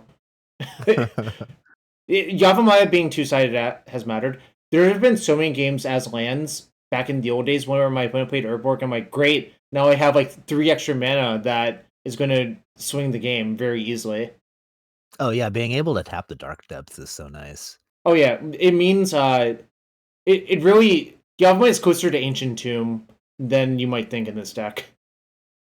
Because Depth Stage Yavimaya is just a clean combo on 3. Do you often board out crop rotation against counter magic? I think generally it's how I feel my opponent's playing. For some opponents who aggro waste, I don't cut any. If that makes sense. Because the best time to crop rotation is with a wasteland on the stack. Yeah. I believe Sebastian Pazzo is playing this upcoming MOCS this weekend, so Oh, he is was he just getting really? those mistakes out of his system. Yeah, I Yeah. played against Pazzo in an LCQ, and I swear to God, he wastelanded my stage when there was a forest in play multiple times. That's a really bad play, by the way. Because you know what that spin stage can copy? Forest. True. But, you know, I'm not saying that Pazzo's a bad player. Of course not. I think He's a very good player. when he was playing that prelim, it's because he had just come back from the RC top 8'd in South America, and I think he was just tired, you know? And that's he fine. plays a ton of Magic Online, and I mean, I do too, and I make all kinds of mistakes. Yeah, no, it's easy to make mistakes. Like, no one's perfect. In fact, you saw me make that mistake last round versus Oops, and I'm not gonna like say that I never make mistakes because that's ridiculous. There's just like a big difference between prelims and leagues and like sure. tournaments that people care about. Like, But if I'm playing a prelim or a league, I'm much more likely to have something going on my other monitor or whatever. But if I was playing in the MOCS, I would be entirely focused in. And oh yeah, no, I'm actually interested to see if he runs back. He's basically been playing the green-white or the Celestia Sphere Lands deck exclusively. I'm interested to see if he plays that again because it has some huge exploits. Like there are some decks that are very good versus it, is what I would say. if you had to predict the MOCS meta, what would you expect? 2 Dimir Death Shadow, 1 Dimir Scam, 1 Yorion Death and Taxes with splashing black, 2 like weirdo decks. I don't even know, like people do deranged shit in those tournaments anyways. Because, yeah, I was wondering, with a smaller metagame, oftentimes you can try to Right. target it by playing something off the wall that generally gets blocked out by a wider range of decks. By the way, here I ran the Crucible into the thing because I decided I didn't care about it that much versus Voidwalker. One thing to note is, by doing this, they can play Crucible off of their Voidwalker and start wasting me. I don't think that actually hurts me that much. Like, obviously it's annoying, but it's not the end of the world. I could have run Choke into the Force. They would have had to force that as well. But I was kind of thinking that they were just going to daze me again, so I wanted to just run the Crucible into daze because it's my my least valuable card. They go for this. Sorry. I haven't seen the Voidwalker in these decks. Is that standard? They usually have in their sideboard. It seems pretty good in this matchup for sure. Oh, it's good in a bunch of matchups. I think like once you have Grief in your deck, sideboarding Voidwalker makes a lot of sense. Because versus like Reanimator or like other graveyard reliant decks like this, it's so insane. If you ever, well, also they didn't click the Urza Saga in my graveyard and they're supposed to. If you ever, that's a big mistake. If you ever Voidwalker the like a Griselbrand off of Grief or anything, the game just ends on the spot, you know. Yeah. The MOCS is on Saturday. I will actually be watching it with Jacob Negro and Stefan Schutz, so that'll be fun. And we'll be watching, Frogcast Legacy. Yeah, I will be doing 2 of the cube rounds and then 1 of the legacy rounds and then the finals, which will also be legacy. So you're on for 2 of the cube rounds. Nice. I know cube is what you're known for, actually, is what I would say, compared to legacy. Yes. Cube is how I sold myself in order to try to get this gig. By the way, I'm the most knowledgeable cuber that's ever cubed. By the way, this exploration now means Crucible will get easily outpaced. And Choke plus this setup is basically the hard lock. Like, they're never going to do enough to me to get out of this. I wonder how this game would have gone if they had just kept the Dothi Voidwalker in play and not Voidwalkered my Crucible. Like, I was thinking about that, and I just couldn't figure out what was supposed to happen. So and it's not like they got a whole lot of value off of getting I mean, I guess they get a Wasteland every turn. I was thinking about ghost courting myself just to get the forest out of my deck, and I did do it. I'm not even sure that this is good to do, but my plan was to just dredge loam and loam back everything next turn anyways, so it kind of felt like a free roll. Yeah, with the exploration, it's hard for them to actually hurt you with the Wasteland. Also, I like even play around submerge here. I like making the Lage this turn isn't even necessary. Like, one way you can play around submerge is to eventually kill your forest, but they got tired of playing because they're like omega dead there. Do I have lands in full Chinese? No, not quite. I don't have Chinese Ravnica loams. Alright. We're getting close. Well, we're like halfway through. I can speed it up a little bit. I don't know how you're looking for time. Oh, I'm good. Okay, We're cool. good. We can go through them all. So wrzobuseks. I looked up their deck. And they play like the Monoblack Helmline deck. This is one of the decks where having 4 stage 4 depths is so important because none of your engines really work. Because you always get like Leylined or Voidwalkered or whatever, or some nonsense.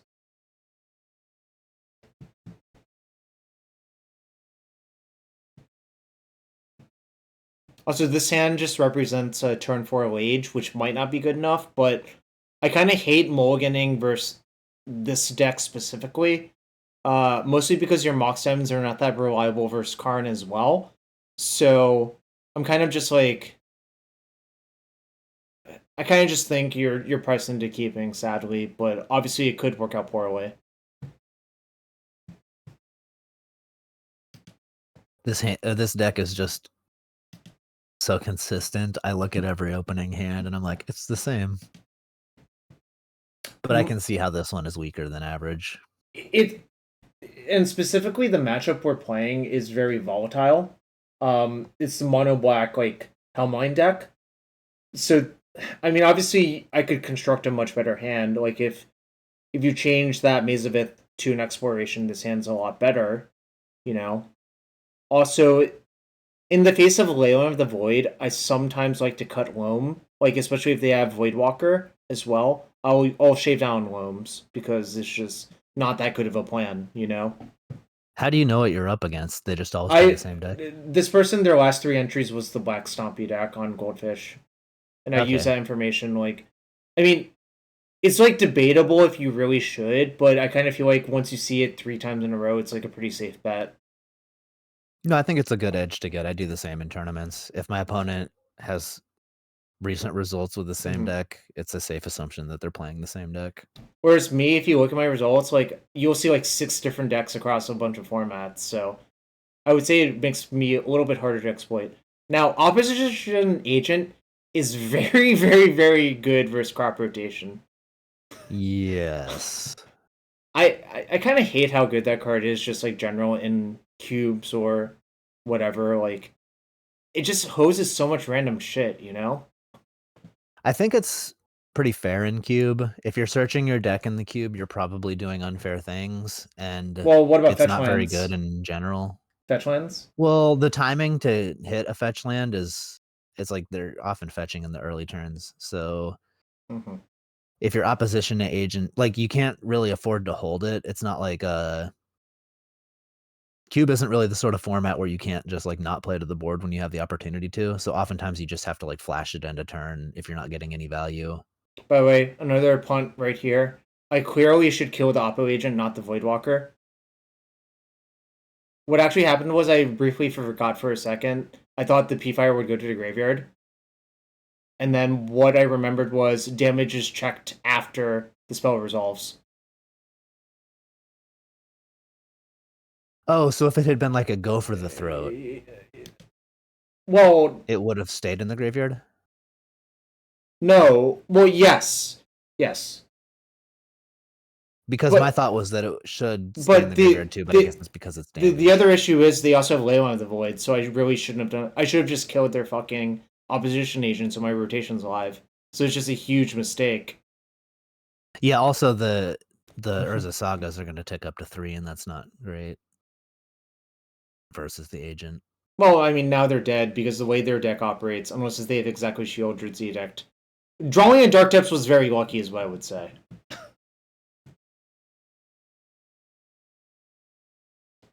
Oh, that was a Thespian stage. Okay. Yeah, it always has, like, weird, yeah. Anyways, they usually don't have Edict in game 1, so you're safe. And like I said, versus these types of decks, it's where, like, your engines don't really work. It's just valuable to have a way to quickly kill them, you know? Yeah. Yes, this is why I play 4 Dark Depths, so I can get lucky and not get punished for my mistakes. But Jacob Bog's pretty horrible versus them. They don't really have any graveyard interaction. Minx and Boo's nice because it's another win con. Yeah, especially if they've cut off all your shuffling. Also, don't think you really need all 3 Maze versus them. It is nice to have Loam in the games where they don't Voidwalker or Helm you, because you can, like, wasteland all of their non-basics, and for some reason they play Takenuma, and I'm just like, Takenuma is so bad in that deck. It's, like, kind of funny. Just another land that can be wastelanded. Haywire Might. It's possible I should have had Haywire Might in, yeah. Oh, I should have had Haywire Might in, yeah. 100%. Well, the other thing about Takenuma, even when you channel it, it's not that good. Like, its effect is so overcosted. Yeah, I mean, it's often, you know, if you're channeling it, you just are flooded, and it's better than playing the land. Anyways, this hand is so close, but the Force of Vigor is pretty valuable versus some. Yeah, if they're on Leyline. Null Rod, like, weirdly okay versus them as well. Yeah, they can't activate the Helm. I don't like 4-mana Raise Dead. No. In fact, I went on this rant about Takenuma and Pioneer as well, where I did mulligan. I think that hand's just, like, close to good, but not actually good enough. Whereas this hand is a lot better.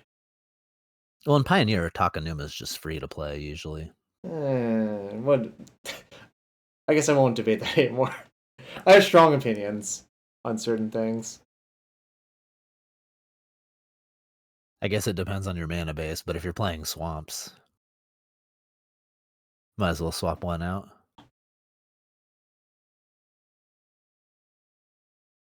Oh yeah, and in Greasefang, that definitely makes sense too. That's a good point. It's better there. Anyways, we're going basically nowhere fast. I bottomed the Null Rod because I thought I needed all my lands, and if I drew a green source, it was better to keep everything else. It kind of didn't work out very well, but you know what? This is why we play 4 stage 4 depths. Just naturally draw them. I also played the Saga out because I think my plan was to get Needle or Mox Diamond, I guess, lets you catch the tempo back up. Like, basically, I played it out to get options, not because I think in this game it's pretty clear that you will not kill your opponent with constructs fast enough.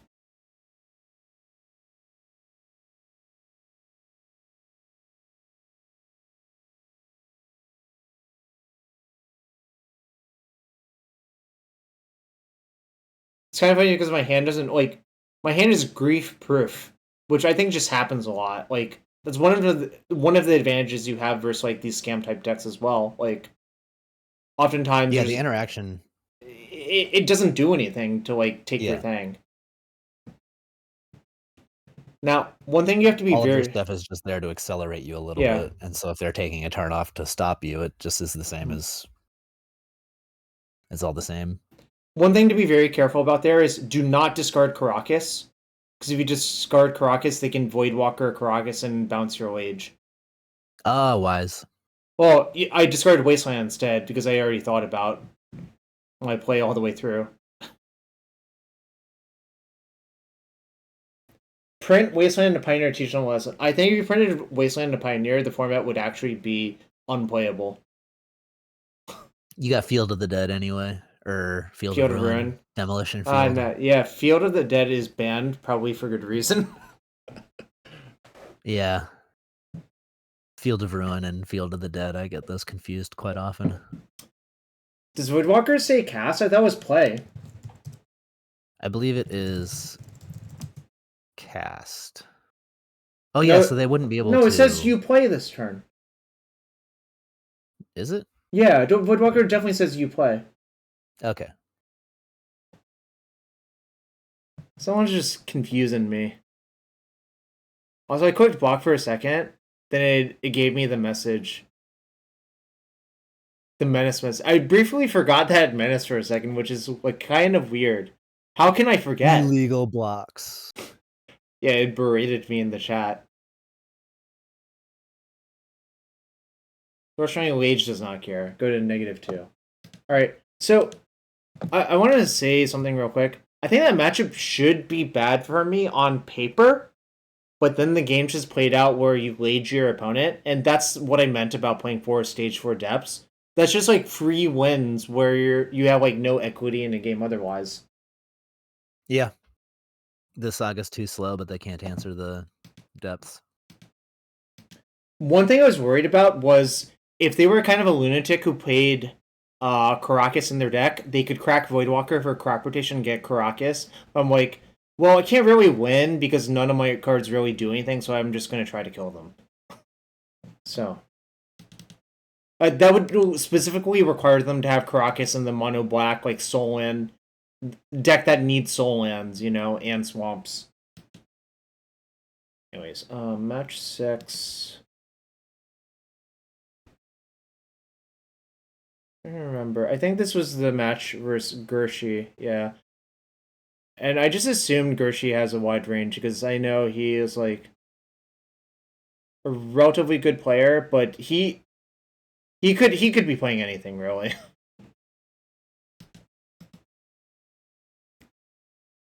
In fact, we're gonna see a match where Punching Fire is absolutely golden. It like is super good. We're actually gonna see a matchup where I haven't seen this deck played in so long because it's fallen off in popularity.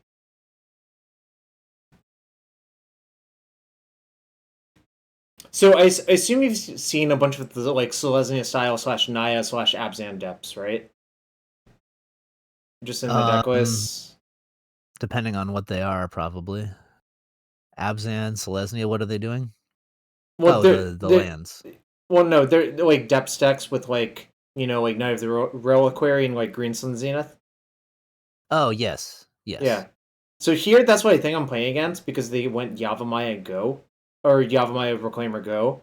And I think this matchup kind of sucks, but it mostly revolves on their Knight killing me. However, Nurturing Peatland, I'm like, that's weird. That's not usually in those decks. And then Thoughtseize taking... They have to take my Loam. Yeah. So that's now pretty ideal. So this leaves me to believe that they are like slow Golgari Depths, which is a deck that hasn't existed in a while. Like this deck basically got aged out of power considerations, but I think one of the reasons it might have come back is mostly Orcish Bowmasters. Also, look at this. I'm copying their cycle land because I think I might want to cycle it instead of casting the Loam. Also, I didn't cast the Loam this turn because it's just better to dredge Loam next turn. And then, you know, cast a Loam for 3 targets where I like have use for a mana otherwise. By the way, the Urborg definitely sells me that's Golgari Depths, which means they probably have Vampire Hexmage in their deck as well. The classic. Yeah, it is a classic. So I dredge the Loam. I'm also looking for Punching Fire because it's so important to kill Elvish Reclaimer with Punching Fire. Yeah, if you can get it before it grows. But look at it. They haven't activated their things. They're both 1/2s, so I think there's actually a good chance that I can do it, you know? Yeah, they're just attacking.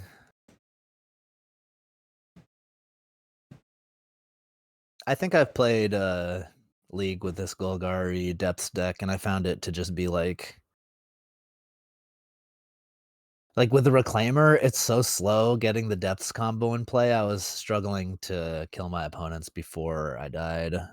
Then I wasn't sure if I was like using them right or something. Reclaimer is a hard card to play with. Like, if you don't have a lot of format knowledge, it's definitely difficult. By the way, when they play the stage, I'm convinced it's like old school Golgari Depths, and the way that matchup goes is most of their things don't threaten anything, so you're in really good shape. Like, look at how much damage I've taken despite them having a bunch of creatures. It's not very much. Yeah. And here I copied this because my plan is to just cast a bunch of punching fires on this board if I dredge into a punching fire, which is why I dredge here. And look at that. Look at that, Gavin. You love to see it? Oh, yeah. Unfortunately, I'm out of Tygus to fetch off of this Wooded Foothills. But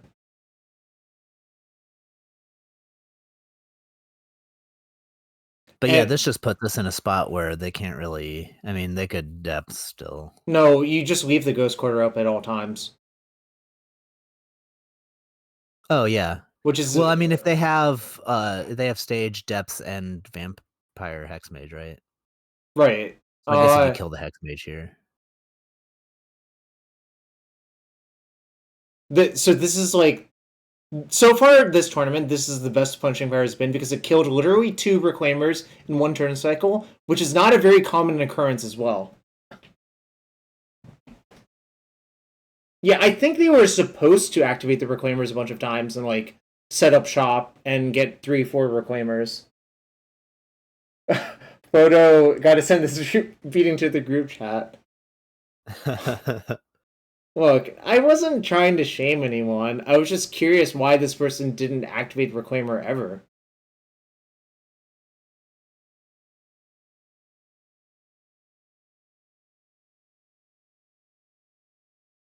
Yeah, I don't even think they would be in like that terrible of a spot if they had done that. By the way, so here they could just go for it, right? No, so they misplayed here. I'll explain why. You should Hexmage first.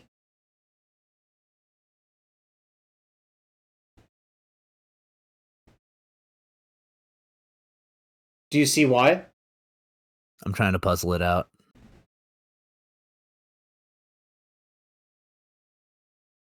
Oh, yeah.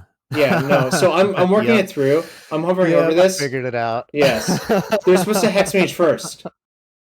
Yeah, this doesn't work. Because now you just kill the stage, right? Yeah, I let the ability resolve, then I just kill this. That already has 0 counters on it, so the Hexmage doesn't do anything. Yeah. So if they had led with Hexmage, they would end up with the Lage in play.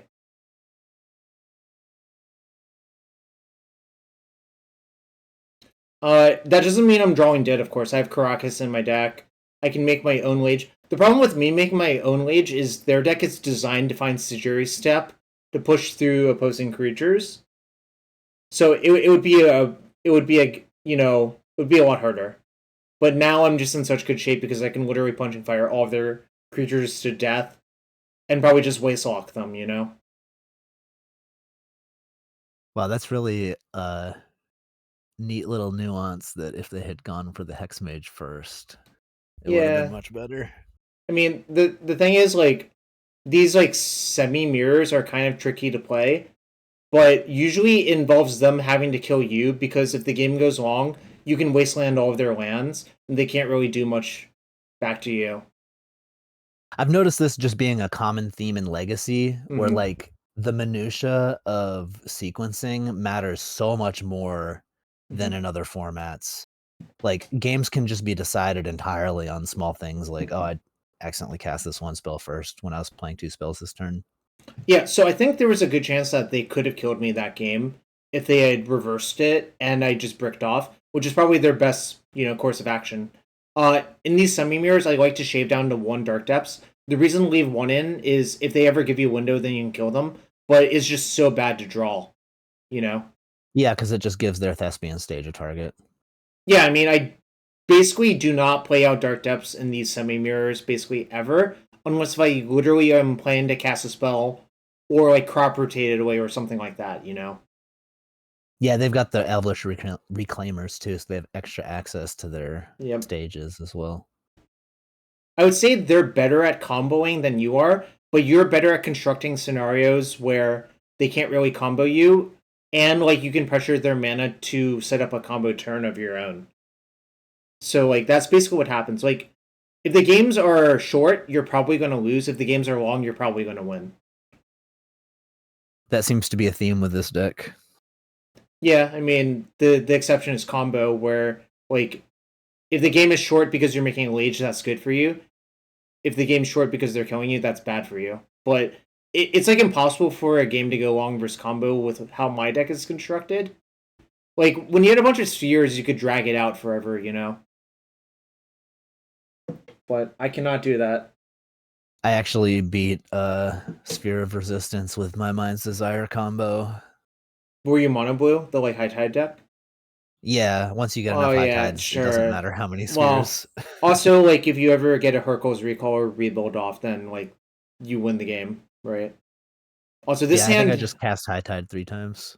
This hand's really, really good versus them, because you have a wasteland for defense, and you have an alternate engine that doesn't rely on the graveyard in Minx and Boo. Yeah, and turn 2 Minx and Boo is quite a fast clock.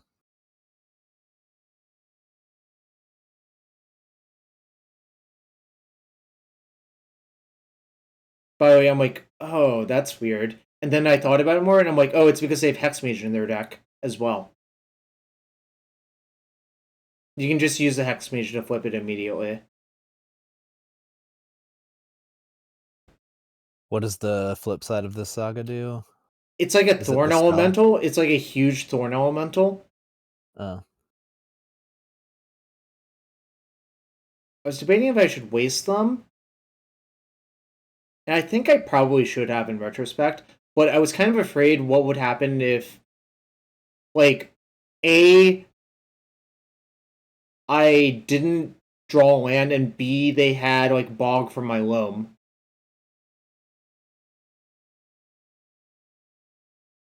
Okay, it turns all of their non-humans into Thorn Elementals, precisely. But one thing I learned, just by reading the card, is that it's a legend, so you can just bounce it with Karakas if they go for that play.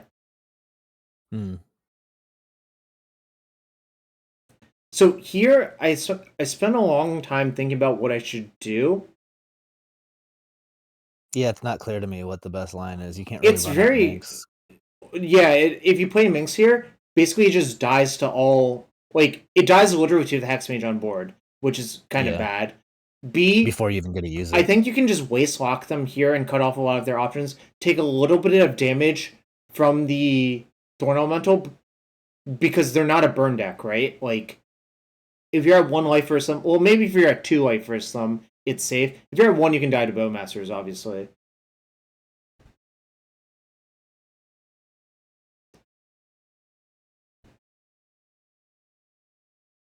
I changed my mind and waste them right away, because if they don't have a land to follow up with, they cannot bog me.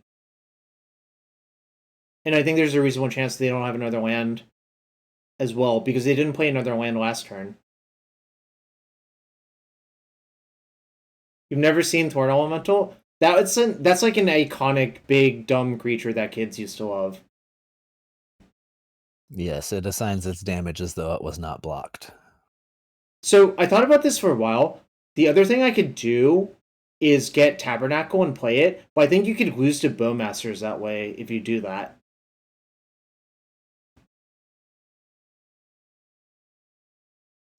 Do you see what I mean by that? Like, if you just take 8, I'm go to... trying to puzzle it out. Well, you would take 8 damage, go to 1. You also can't make... Oh, because they can pay. Okay. You just pay for the 8/8. You go to 1. If they draw another land and have Bowmasters, you die. Also, if you make a Lage here, you also die. So the only play you can realistically make is get Karakas bounce, go to 3. Because all of their things have effective unblockable. No, I'm with you now. I just had to think about things for a moment. I think Thorn Elemental is originally from Mercadian Masks.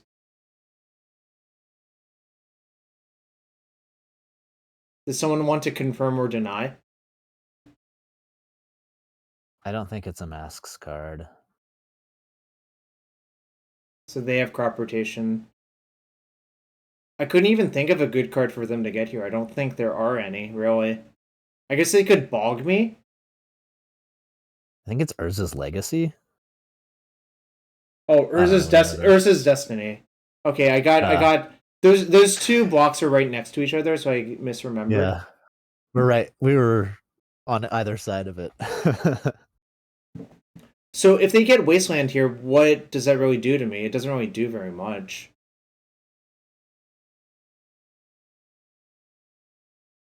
So I rotate away my Yavimaya because it cuts them off the second green, just in case. Yep. Because I don't want them recasting this Invasion of Ikoria. Alternatively, what I could have done, and now I'm just thinking about this, is I could have wasted the waste. They would waste me back, and then I could rotate whatever they target. But that's the same thing as just rotating, not targeting anything as well. Now, so the real problem here is I need to top deck an out. There's a few outs in my deck that I could top deck that would be good. Crop rotation doesn't even do it. Dredging Loam doesn't do anything. But Tabernacle does do something. So you just waste their waste. They waste you back, you float, and you play Tabernacle, mix, make a 4/4 blocker, say go. So I actually got very lucky to survive right there as well. Yeah.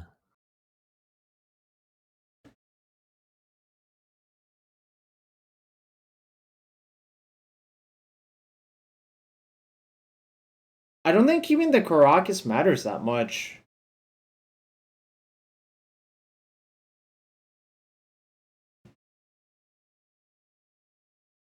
I was thinking about this further. I think that I might have actually been on a literal one-outer to survive right here.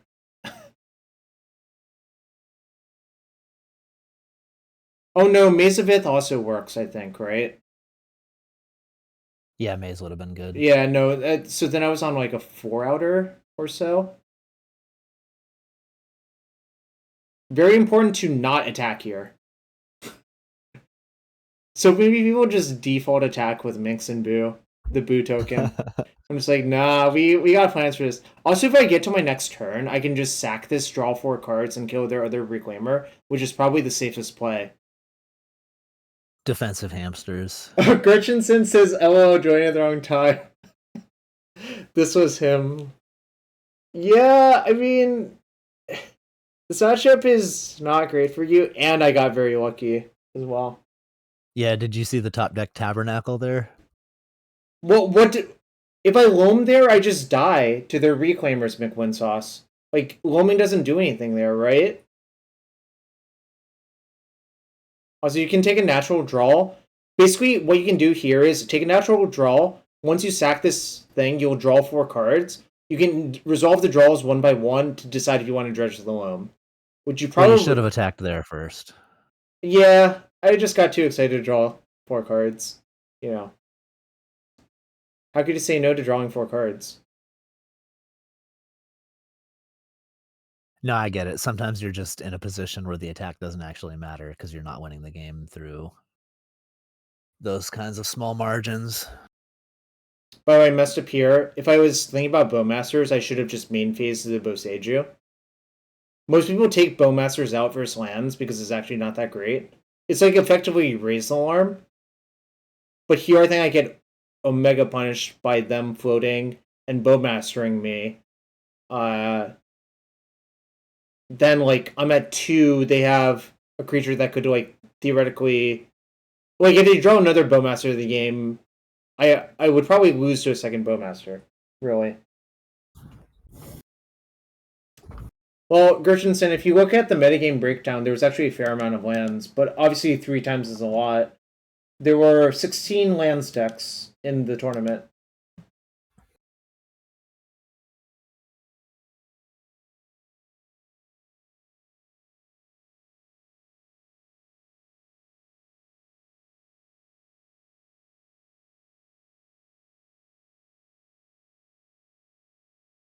Also, I think invoking the Endurance is 100% correct here, because if you look to my graveyard, it's just so stacked, full of stuff. But I still think the Minx and Boo will close this game out fast enough, you know?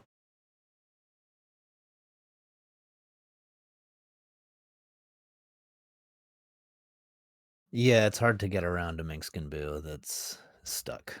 So one thing I also realized is, if you minus the Minx and Boo killing the Bowmaster, the problem is the Bowmaster still triggers because the damage is not checked until after the ability finishes resolving, by which point you have drawn 4 cards and it sees you drawing, or you've drawn however many cards and it sees you drawing it. So you don't want to do that.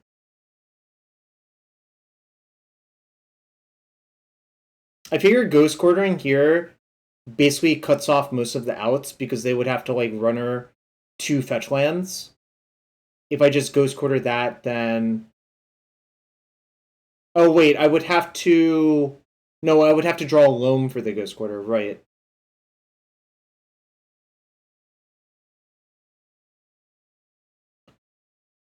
I won't lie, this is a spot where Shadowsphere would probably win the game on the spot, but that's like whatever, you know?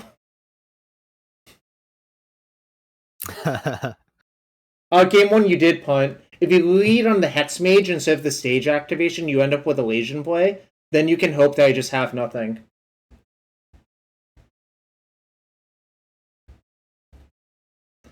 A good friend of mine, too, also pointed out, Stefan Schutz, he's like, oh yeah, if Gerschi just leads with the Hex Mage activation, I actually lose if I don't draw anything.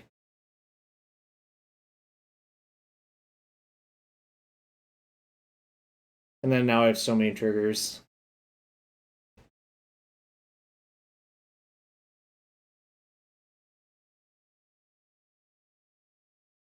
Lage is the fastest way to close that game out.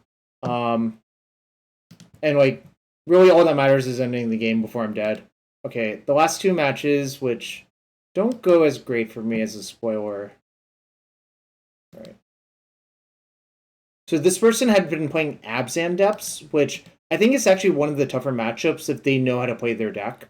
And I think it becomes pretty apparent from the games that they know how to play their deck. Usually when you're this deep in a tournament. Yeah, I mean, I was kind of just hoping for like more Dimir decks, you know? Because I assumed the winner's metagame would mostly be Dimir decks. Well, I guess this person had also been beating up on Dimir style decks, you know? Yep. It looked like I would have bricked off probably if you had made the right play. Soul-Guide Lantern, not my favorite here. I think if that's like a Pithing Needle, I'm in better shape in this weird semi-mirror. Because I think if I needle their Wastelands, my Sagas become really, really good. Like, and that exactly happens here.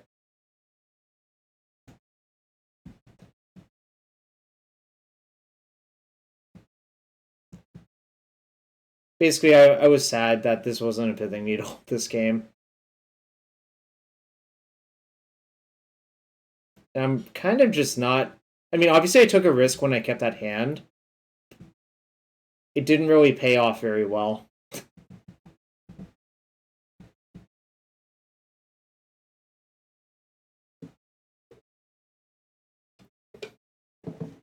Also, you can stage your opponent's Sagas in the semi-mirrors as well, and it can work out well.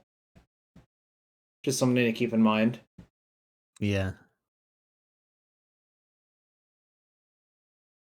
Yeah, I was always looking for opportunities to stage Saga in this deck because I realized that it has the staying power that you don't have to try to win the game super fast. So if you can just get that staged online.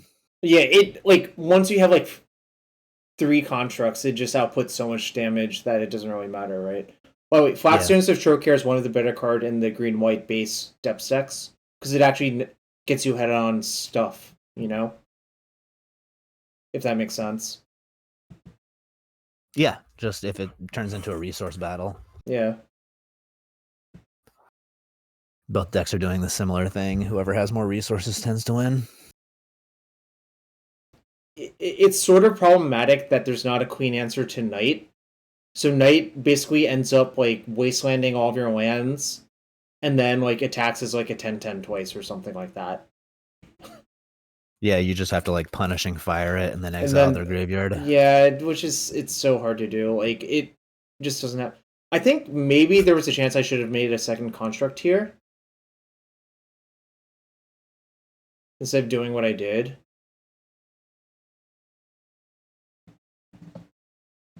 I'm not sure I played this match very well, actually, in retrospect.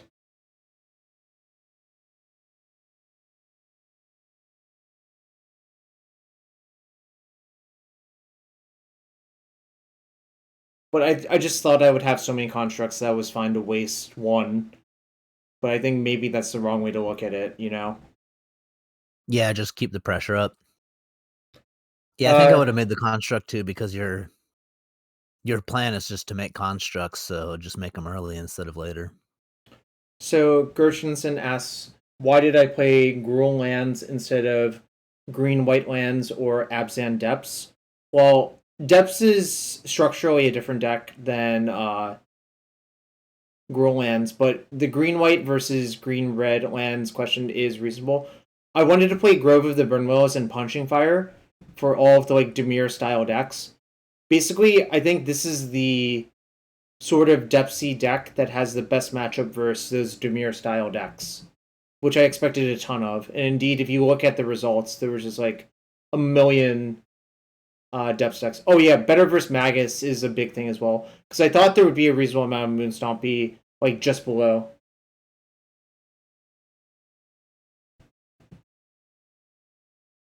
Whereas I think What's this Dimir. card? Is this the thing that prevents 2 damage? What?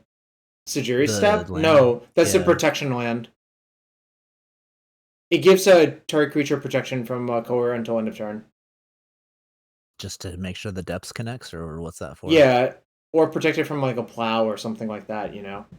Oh, you can crop rotate into it. Yeah.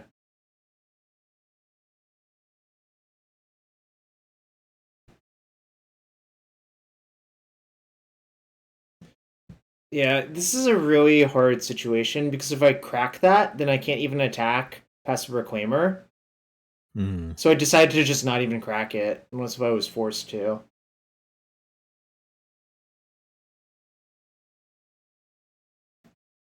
Like, now you can sort of see how powerful Elvish Reclaimer is.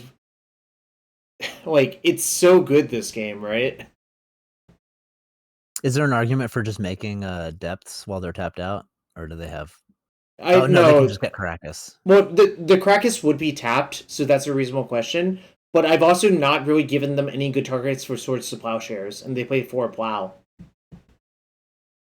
So, like, basically, I would be just down a land trading for a Plow, which I don't think is a good exchange for me. Okay. But here, you see a hugely problematic card for me, like, perhaps even more problematic than Knight, which is Reanimator Excavator. Yes. I'm kind of just, like, dead now. Like, it's basically impossible to get out of this. Ramming Up seems like a really good card for this deck. Yeah, it's not everyone plays it, but I think given the expectations of the metagame this weekend, it was probably good to play. Because I'm just going to get wasted every turn. Like, eventually I'm going to run out of stuff versus their wasteland every turn, you know? And yeah, now, you would need an exploration or something. I don't even have it, so it's kind of bad. And I'm forced to bog them here. Because if you just let this situation continue as it is, yeah, it's not getting better. I'm just going to be dead.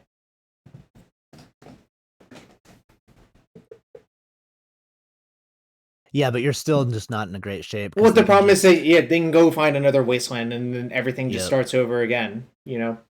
Yep. As long as they're... as long as they understand their advantage, I'm basically going to lose.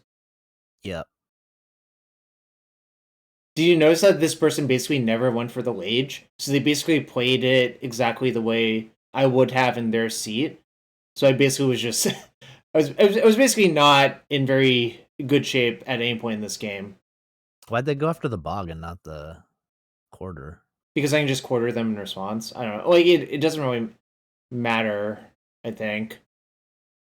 Yeah, I guess I'm not thinking things the same way. I would have just got rid of the quarter and then made a Dark Depths from their point of view, but I guess they probably have a better idea of how to win. I think they just think that if they just keep this board state, they can never lose. That makes sense.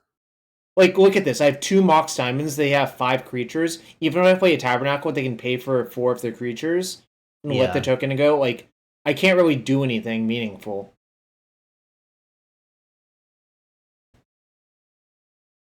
Have I tried controlling one of those... Yeah, no, it's so hard to get out of this situation. It's basically impossible.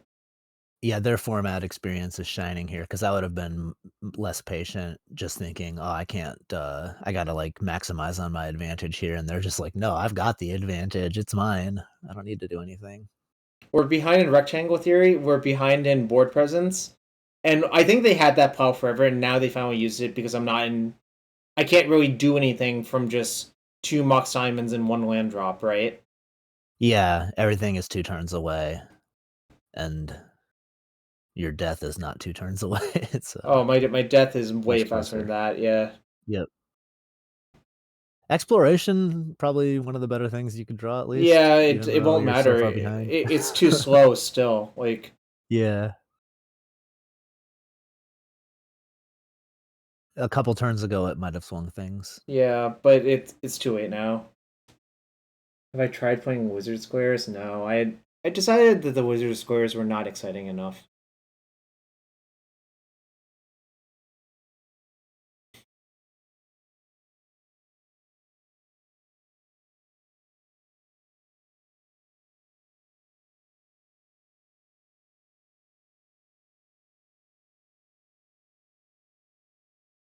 By the way, in this tournament, I almost cut Blast Zone before it. I was still thinking about it deep in the tournament. I think it might have actually been correct to cut Blast Zone from my deck. But I guess it's just nice. It's like a nice safety blanket, you know? By the way, this doesn't work if they keep the right 3 things, but I was kind of hoping that they would just mess up.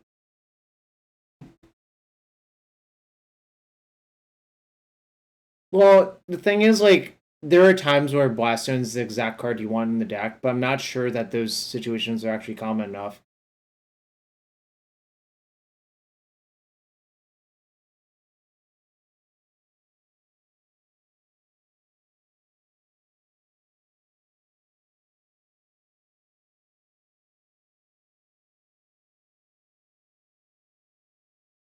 If I played Yorion, I could have so many more utility lands. Yeah, I mean, I could, but Yorion's not even good in my deck, so it seems kind of pointless. You gotta play 20 extra cards, though. You do. You can fit in so many bullshit lands that way. Yorion isn't very good at blanking lands, though, unfortunately. No. Yeah, blink MOCS Diamond, right? Oh, yeah, I don't think you really want to do that very often.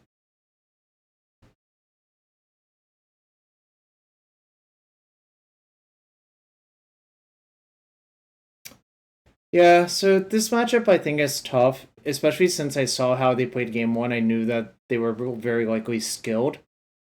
This is like reluctant keep, but it can go so wrong.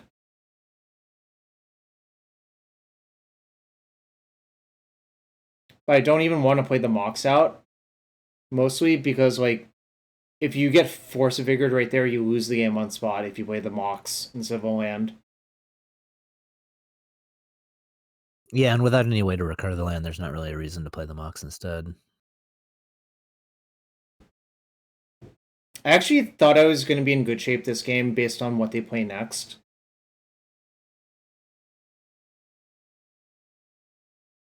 Like, how good does this Force of Vigor look? Yeah.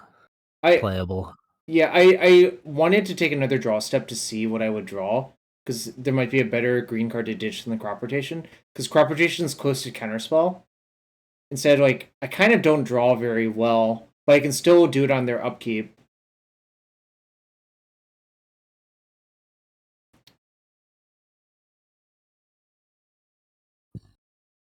And I think it's just correct to keep the loam and hope to draw, like, some good cards. because that can dig me out of my card disadvantage.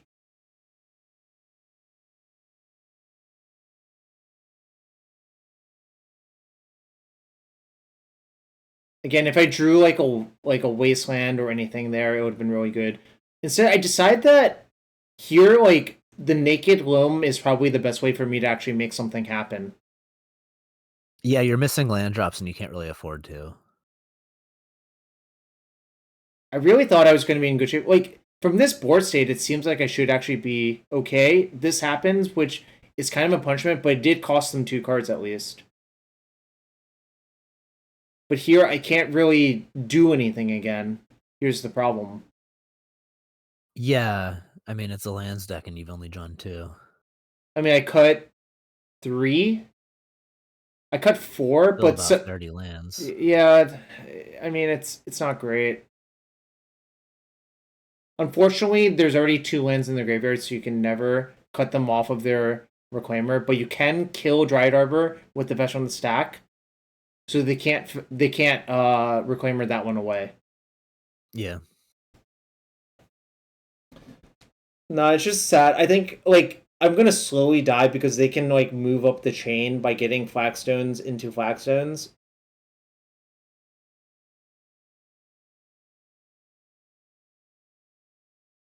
I don't think the Saga is good enough by this point. Like, I mean, maybe, but probably not.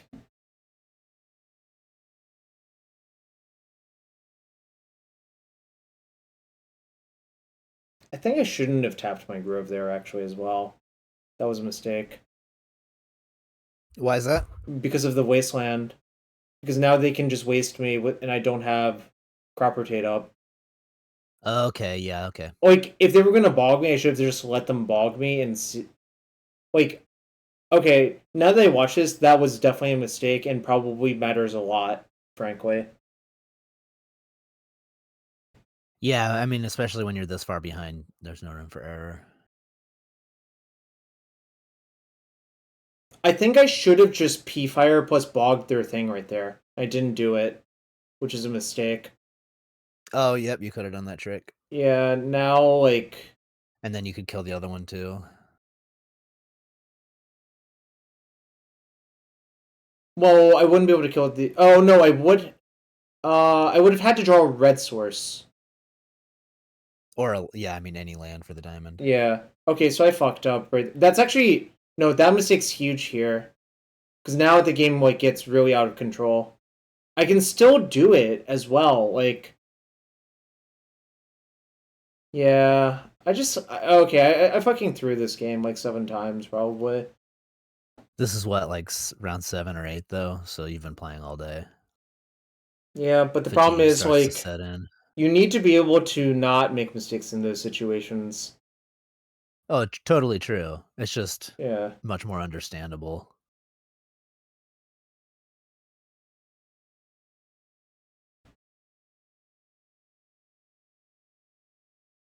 This is the part of the day where I'm always splashing cold water on my face between rounds, and I've been taking a lot of walks outside. yeah, I do jumping jacks. Just make sure that my brain is not sludgy. Yeah, I'm rewatching this and it's pretty demoralizing. Like, it's pretty clear that I could have actually killed both the Reclaimers. Maybe been fine if they didn't draw anything. Of course, if they draw anything, I'd probably still lose, but that's fine. Like, you got to give yourself the best chance to win. Kind of annoying. Also, like, the Sajiri step is gone, so I could have been fine. Basically.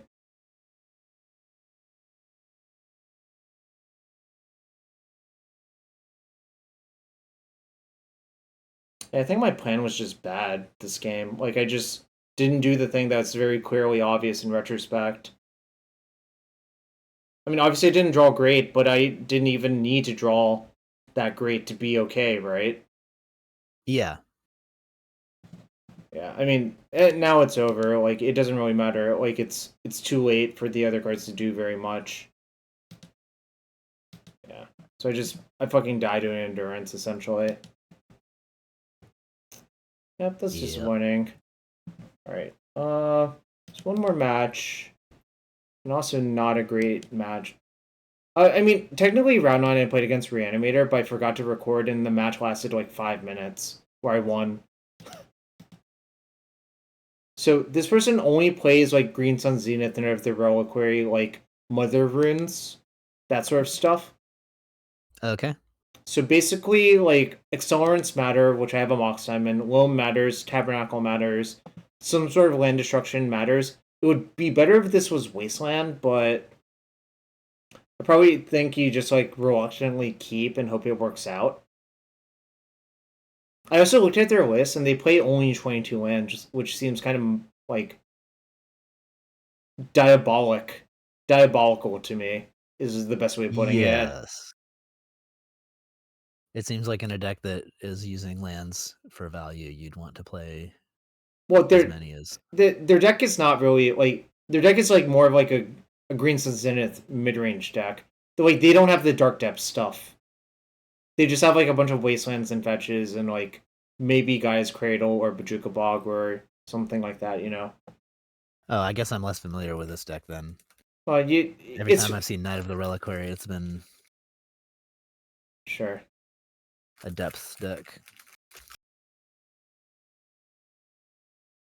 So I'm thinking if I want to gamble for exploration and play it this turn, so you'd be 1/6 to discard it, but at the same time, the speed of playing your lands out faster does matter. So that's why I decided to go for it. Now I'm just trying to like constrain their resources as much as possible.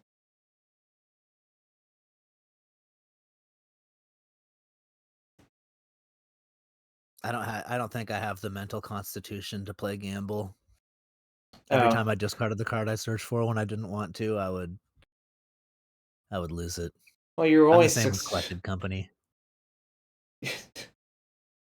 Oh, I see. So you never play Collected Company decks. It's Yeah, funny I because can't handle it.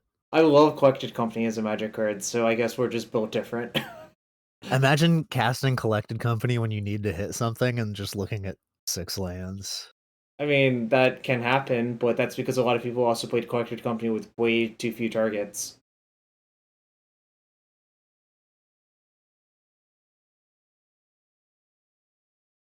So the cage is basically for Green Sun Zenith only. It doesn't really do anything else. As a matchup versus Reanimator, I would say game 1 is very bad and game 2 and 3 is like even, depending on how much graveyard hate you have. It's just a volatile matchup. I mean, I think you're probably unfavored versus good players who play the deck as well.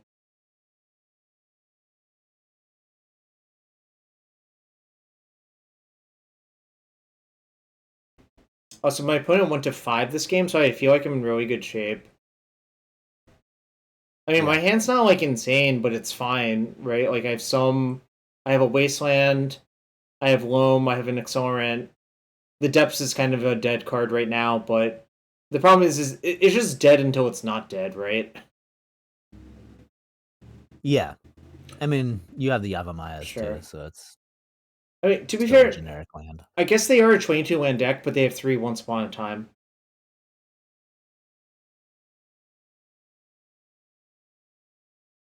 So I realized later in this game that playing Yavamaya in turn 1 versus their deck is bad, because then they can just fetch, like a basic Plains is just Savannah for their deck now.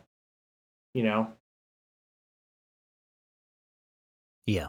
I think I should have just played probably Grove, or like even Wasteland's fine, you know? Just anything but the Yavamaya.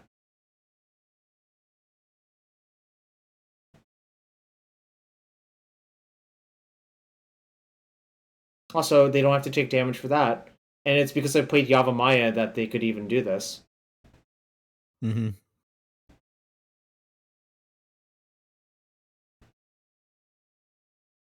Decided wasting them is better because just like generally keeping them off of Knight of the Reliquary is the thing that matters the most.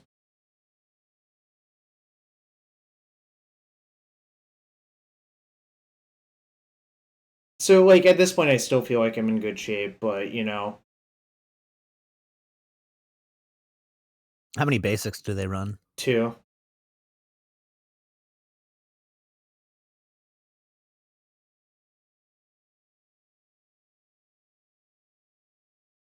So I decided not to dredge because, again, drawing an exploration would just be so much better than dredging here. Like, what does drawing 3 more lands randomly into my hand do for me, right? Yeah.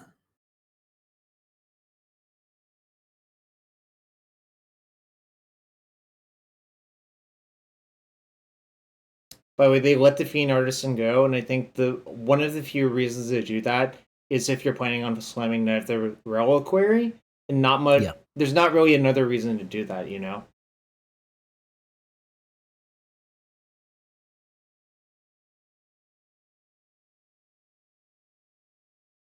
And this is a Definitely want to huge. spend all the mana. This is a huge problem because all of their lands are forests or plains because of the Yavimaya as well. Oh yeah. So I'm basically just in horrible shape, actually, despite their mulligan to 5. Yeah, Knight seems real problematic because there's no clean answer. I mean, that's one of the advantages of having plows, obviously. Like, I'm not going to say there's no advantages. I just generally prefer the Gruul playstyle to the Selesnya playstyle in terms of deck construction.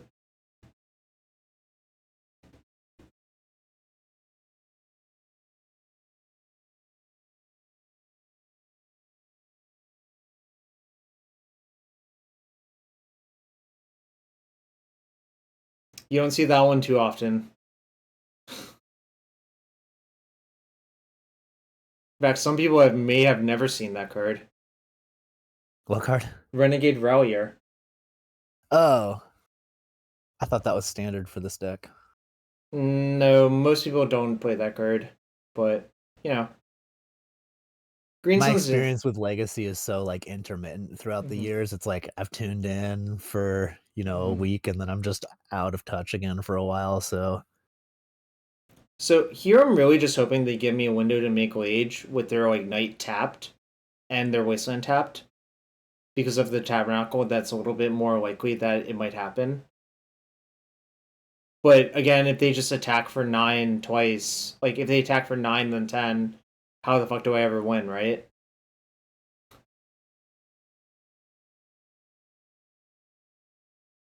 yeah. And Maze is because of the Wasteland, you can't Maze. Well, you can try to do that. It's just playing Maze there seems not very good to me. Like, basically, No, I agree. this game is an example of how different the deck is with or without exploration. I think this game with exploration is actually relatively easy, but without it, it's kind of hard, you know? Yeah, I mean, I would equate exploration to almost like a turn, like a time walk every turn in some senses. Yeah, in this deck, it's pretty close. It's pretty accurate. That's why I've played one Mana Bond off and on over the years. I didn't think I needed this tournament because, like, Mana Bond's kind of shit versus Graveyard Hate in the postboard games as well. Like, basically, I if don't know what Mana Bond does, unfortunately. at the beginning of your end step, you can reveal your hand. If you do so, put all lands into play this way and discard everything else. Oh, It's from Exodus. Yeah, I do know that card, but Yeah, I haven't seen it cast in years and years. Yeah, no, I basically just rebuilt my deck because of all of the Dimir style decks I expected, you know. By the way, Scrib Ranger plus Yavimaya is broken because like I cannot wasteland any of their lands now. They can just pick any of them up. But also the real big issue is they can activate Knight like twice a turn.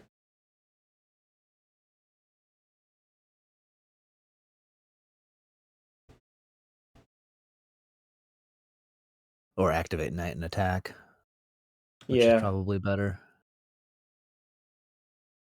So here I have to get Maze because the Knight's lethal, so I'm basically drawing dead because then they can just Knight again, get another Wasteland, and like, what the fuck can I ever do, right? Yeah, it's just such an insurmountable lead that they're working with here. I basically think the games where lands wins in this matchup involve my opponent getting mana screwed / getting Tabernacle locked or something weird happens, you know, like game 1. But here, like this, they went to 5 and this game was like kind of difficult for me to do anything kind of real, right? Yeah, you've just been playing catch up to this Knight the whole time.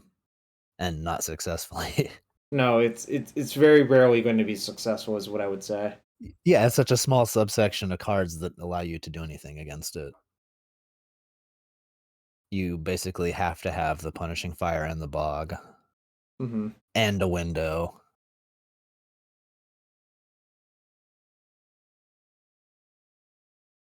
I mean, And I then was they just wasteland both your mazes, and that's it. I was kind of hoping they would mess up somehow, but they didn't really mess up the entire match, so it's kind of whatever, right? Yeah. The all count on the opponent to not kill you plan. Not very effective. Yeah, I mean, I do wonder what would have happened if I just hadn't played Yavimaya this game. Like, it would have been a lot better for me, I think, generally speaking. Yeah, the advantage that came from it happened so early, it's hard to quantify how bad it was for you. But it definitely wasn't good. Yeah. Anyways, gonna fast forward a little bit because this is kind of pointless. Yep. Get killed. I decided not to change anything because I think it's fine. Wait, did I change something slightly?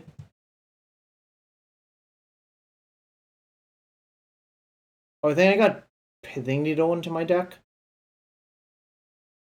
Probably with the intention of naming Knight. And I cut a Maze because Maze, like, is kind of awkward versus Knight.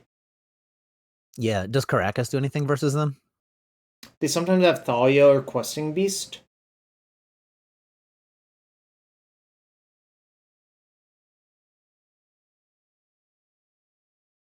But I changed out my sideboard slightly because I re-looked at their deck and I realized they had 3 sideboard landlines. Like, it's obviously not a lock they would side it in, but that hand sucks. Like, it doesn't do anything. This hand's not a lot better, but, like, you need a critical number of land drops, so kind of just press into keeping. Yeah, and I mean, you do have the formula to kill a knight. Oh, I've never considered siding and Surgical in this matchup, but Surgicaling their Wasteland so you can maze all of their knights? Huh.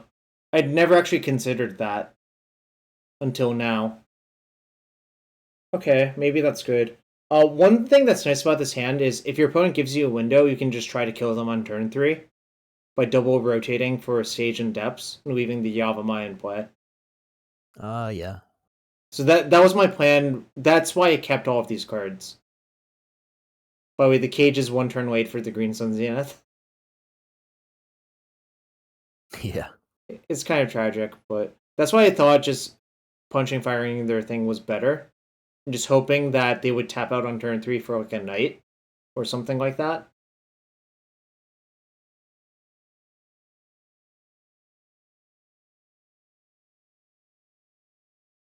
Yavimaya is so good in this deck. Yeah. I'm always amazed at the little applications. Well, it's closer to Ancient Tomb, really. Ancient Tomb, no damage. It's true. Although I've toyed with the idea of playing One Ring plus Ancient Tomb in this deck. Ancient Tomb was really good in the deck I copied, the lands deck. Sure. I mean, yeah, it's designed to be an Ancient Tomb deck. Just the 1 mana, or the 1 land to activate Saga, 1 land to activate Stage.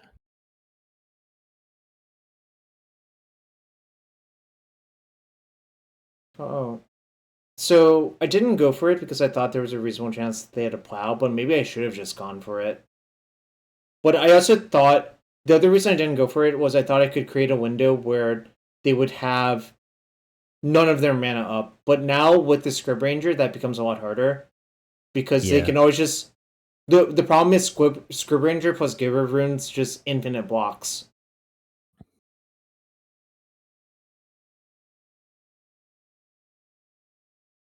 Does it have flying? Yeah.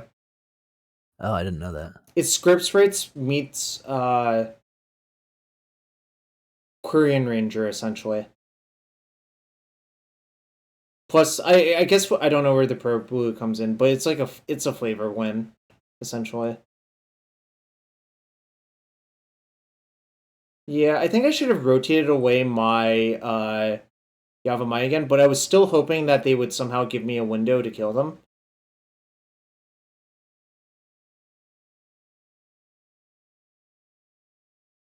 How do we get through the Ranger, though? It's hard.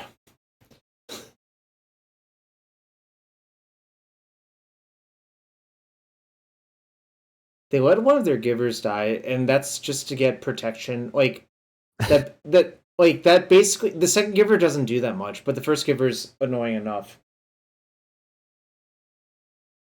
Somebody in chat says Jarvis explaining an old card by referencing 2 older cards as peak legacy. Well, you know what? I knew what the 2 older cards did, so for me, it's a valid way to describe it.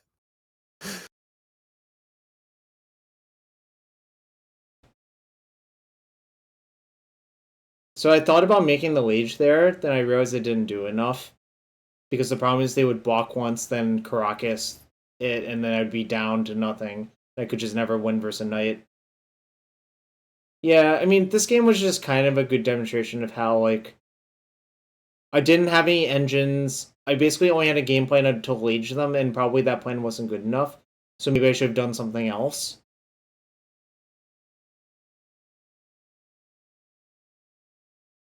When in doubt, you can just say Time Spiral. Yeah, Time Spiral is a sick magic card, too. Yeah, I don't know. So this, basically, before this match, I still had some belief that I could maybe squeak in at 7-2. But I was 5-2 coming in this match, and then ended up 5-3, which is completely dead. Because one of my wins and one of my losses, they were both 7-1, or like 6-1 going into this round, so I had some, like, optimism.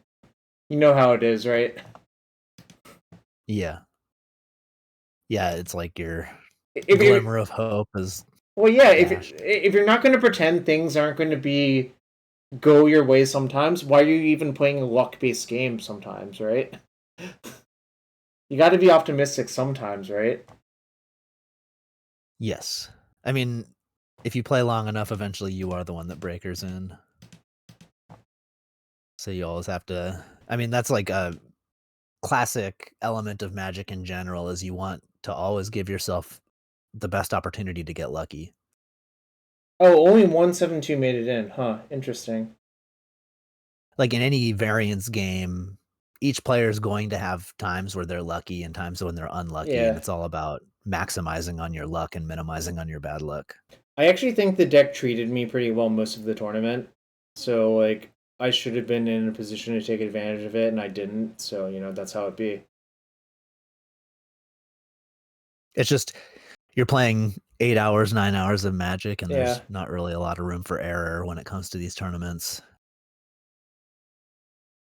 It's like a single mistake can end the day. Yeah, Game really demands perfection. I was just hoping they got greedy with anything, and they basically never got greedy the entire match, which is kind of a problem for me to, like, squeak out a mistake-driven win, right? Yeah.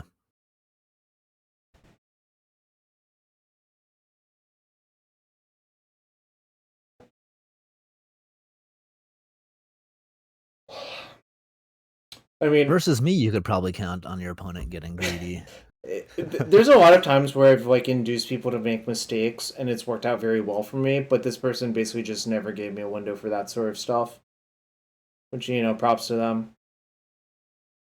If one night's unbeatable... I'm always smelling blood in the water and just going for it. Getting punished. I mean, I would say that probably is better on average than not, especially in draft, which I know is where that mindset probably came from, you know? Yeah, I mean, a lot of my gaming philosophy is just, you know, kill them when you can. Sure. But obviously, if you just do that, you're not going to win very much. So you have to balance it out, know when to pump the brakes. Yeah, pretty much.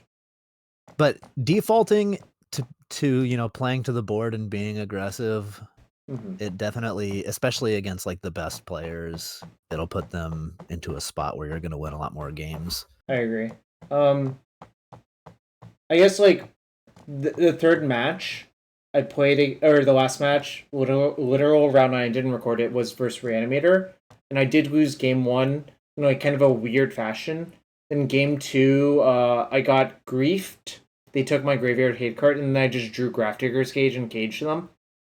So, Easy game, easy and life. then game 3 they kept 7, and I had a cage on the draw, but then their turn 1 was like, so I reluctantly kept my 7. It was like land, MOCS Diamond, Punching Fire, Cage, and they griefed to me, and they took Punching Fire, like, because it was a hard cast grief, and I'm like, that's weird. And then a few turns later, they like ritualed out a Voidwalker, and then I'm like, well, none of this stuff is going to kill me, so I just laged them, and they died instead. So I think if their 7 card hand can only produce a grief as their best turn 1 play, they should just mulligan versus lands. Like, how often do you think grief is going to kill me? Yeah. I also do not side out Punching Fire versus them anymore because of Magus of the Moon 2. Like, because sometimes they just Magus you, and it's valuable to have the Punching Fire in your deck. But also, like, this person sided in Voidwalker, so it's, like, valuable to have it there as well. Are there many Solitudes and Legacy down? It's mostly just Death and Taxes, which...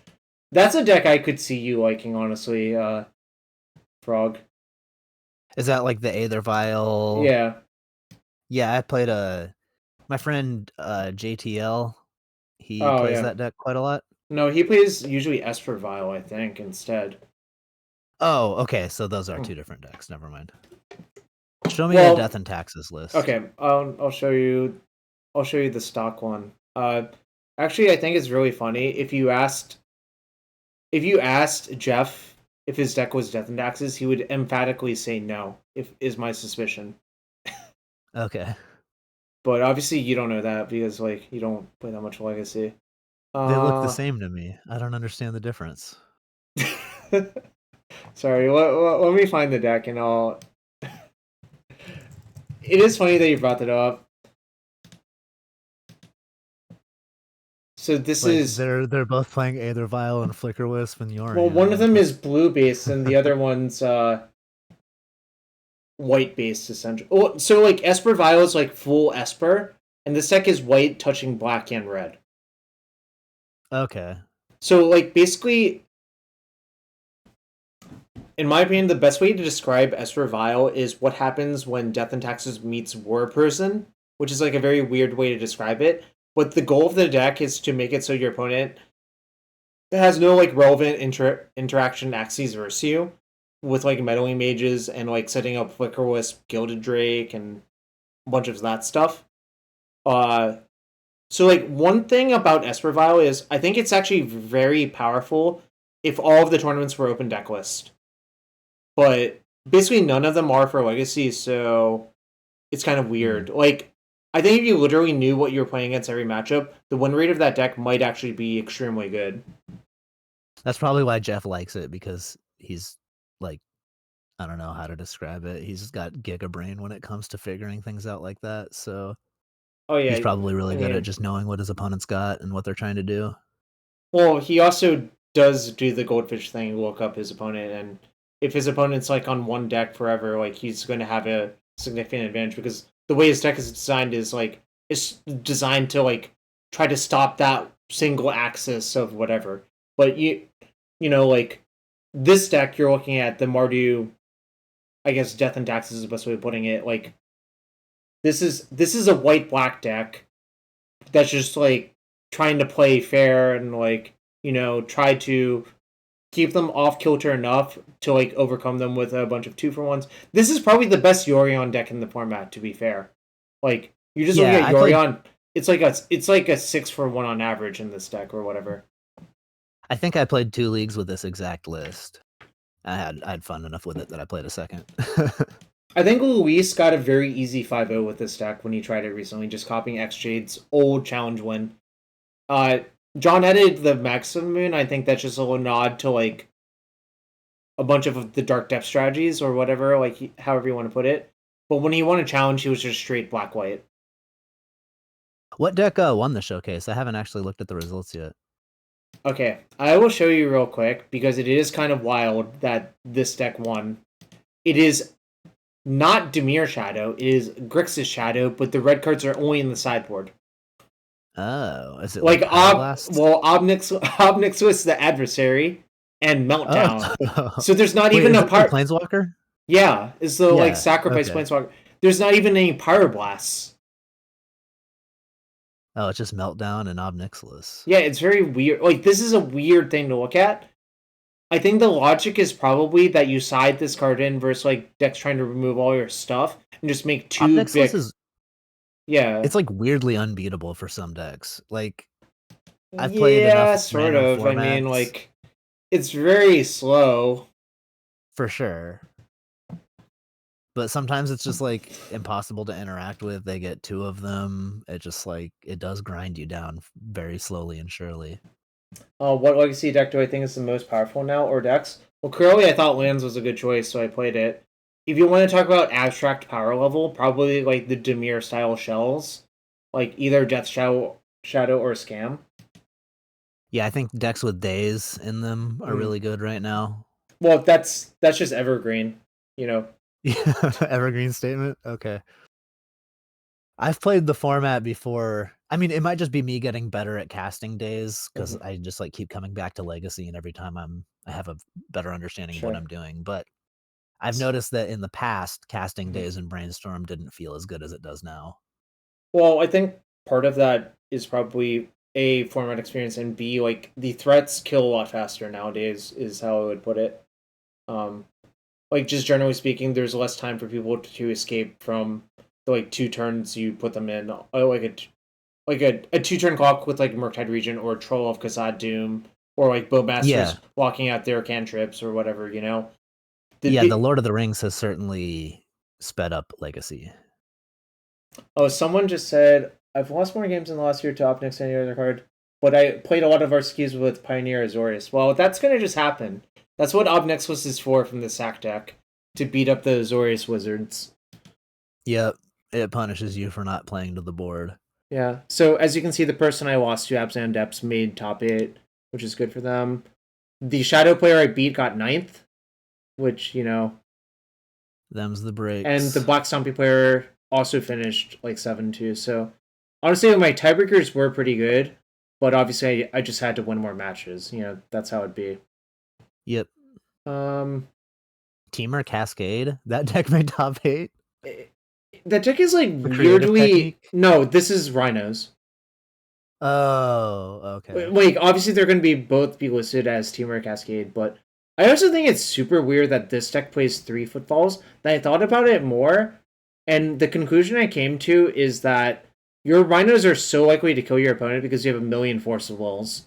Like, and you also have Mix and Boot. This is probably the best Mix and Boot deck for what it's worth. Like, I'll have to give this one a try. Well, I don't play this deck because I don't think it's very interesting to play, but I can't really deny that, like, the perfect draws in these decks are basically unbeatable for certain decks. Yeah, this does look like one of those decks where you kind of open your starting hand and... Well, I mean, there's no cards... on it whether or not you win. There's no card selection otherwise. Like, there's a draw 3, but it's clunky. But this is a very good Lorien Reveal deck for what it's worth. Like, you have 8 forces, and you have other stuff. So, I don't know. It's... The very first Legacy deck, or the Legacy tournament I ever played, was with a deck that was just trying to put into a Planeswalker on turn 1 with Spirit Guides. Just like put a Chandra or a Koth into play. Similar vibes of just like, look at my opening hand and see if I win. So that's like Moon... It sounds like Moon Stompy before the Moon Stompy elements were good. Yes. Like the thing about Moon Stompy now is the creatures are so good compared to what they used to be. Oh yeah, Caves of Chaos Adventurer. Such a nice card. Well, also Fable... A little bit better than Koth of the Hammer. Fable also fixing, like, inequities in your draws, right? Like, often with this deck, one of the problems is, like, lock pieces are dead late, and also, like, Chrome Oxen are dead late, or, you know, you just don't have the quite right mix of lands and spells, right? Mm-hmm. So I think Fable and Caves of Chaos Adventure is messed up. I can speak to that personally. Fable's just so messed up with a bunch of these cards. Like, Fable plus Rabble Master is actually insta-lethal basically every time, right? Yeah, same with the Chaos Adventure, because you just get to the trap and then you've attacked for 12, so... Oh, Hearst is actually very good right now, weirdly enough. Good point from Marceline. Marceline, I believe they, I don't know your pronoun, I guess. They lost their one in round 9. So, like, 7-1's not accurate. It was a 9-round tournament. The final record was 7-2. But obviously, like, 7-2 is a good record. Like, it's hard to deny that. Obviously, you would rather be 7-2 is great. Yeah. Oh, her. Okay, you lost to Shadow. Yeah, I think Shadow's weirdly okay versus Red Prison because of trolls. I think without trolls, like, Shadow might not be that good versus Red Prison. Because, like, you can always just find the swamp even if you can't cast your brainstorms or cantrips. They had Force, blue card, Grief, black card, Reanimate, game 2. It was not close. Wow, that sounds brutal. But yeah, this thing is weirdly good. I wouldn't be surprised if someone brought this to the MOCS on Saturday that you're covering as well. Like, that makes sense. It seems like the sort of deck that you can get away with not having a full understanding of the format. You can kind of just play your threats and work on your own game plan. Also, if it's open deck list, which the MOCS usually is, like, you just know what you want to mulligan for as well, right? Yes. Which is super nice. Yeah, you'll know if your early caves hands are going to be winning or not, or if you need to find interaction. Oh, I love Sokenzen in this deck compared to Takenuma, another one, because that's the exact type of Rite of card you want to draw in the late game, which is trying to cross the finish line with damage. Which is kind of weird because I'm so low on Takenuma because, like, I'm just, like, fucking Raised Dead for 4. No thanks. It's only, like, 2 if you're playing Greasefang. Okay, let me say, the Esper Legends deck in Standard where it channeled for 1, obviously that card's fucking great. Like, but that's because all of those channel lands are broken in Esper Legends. Yeah. They're so good. They're playing like 3 copies. I still can't believe I didn't play Esper Legends at San Diego. I think that was just a huge spew on my part, but that's a different story for a different time. I would have played Enchanties. Yeah, I don't like that deck. It looks like such garbage on paper. Yeah, it just plays a lot better than it looks, and it had a really free matchup against the red-black decks. So JPA, they usually play Sneak and Show, or he usually plays Sneak and Show. He didn't, and I think that's just a nod to Dimir Scam / Dimir Death Shadow. Basically, I don't think Sneak and Show can ever beat Grief, like post Reanimate Grief. It's just, like, impossible. This is regarding... Yeah, you're requiring just too much critical mass of cards. This is also the Sneak and Show person. Like, if I wanted to learn about Sneak and Show, I would just message this person on Twitter or Facebook and ask them, yo, what's the Sneak and Show deck list I should play? And they would have an exact reason about what list I should play.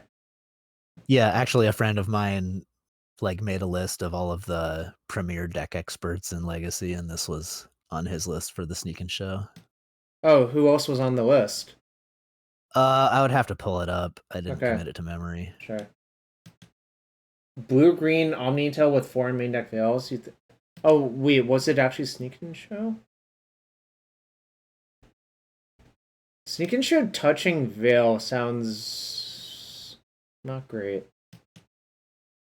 By the way, do you like the fact that in this format, this deck sideboards Inevitable Betrayal, aka the bribery?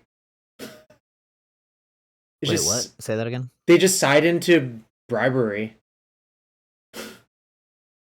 Oh, you cascade into it. Oh, okay. I didn't know what Inevitable Betrayal did. No, I mean, I know the card. I just didn't put the name. Yeah, it's just funny because, like, presumably the plan is to do this on, like, turn 1 or 2 versus Reanimator. Go get their Gristlebrand. And how did that fuck does Gristlebrand ever beat you when you're drawing 7 with 8 forces in your deck, right? It seems like basically impossible. Just kind of funny to think about.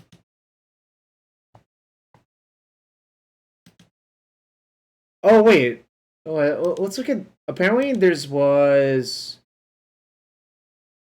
Show and Tell Mind Over Matter? Oh, this deck is nice. Do you want me to explain how this... Or do you think you could figure out how this deck works? What does Mind Over Matter do? Is that like you can cast spells for free if you tap? No. It's from Exodus. Another broken card from Exodus.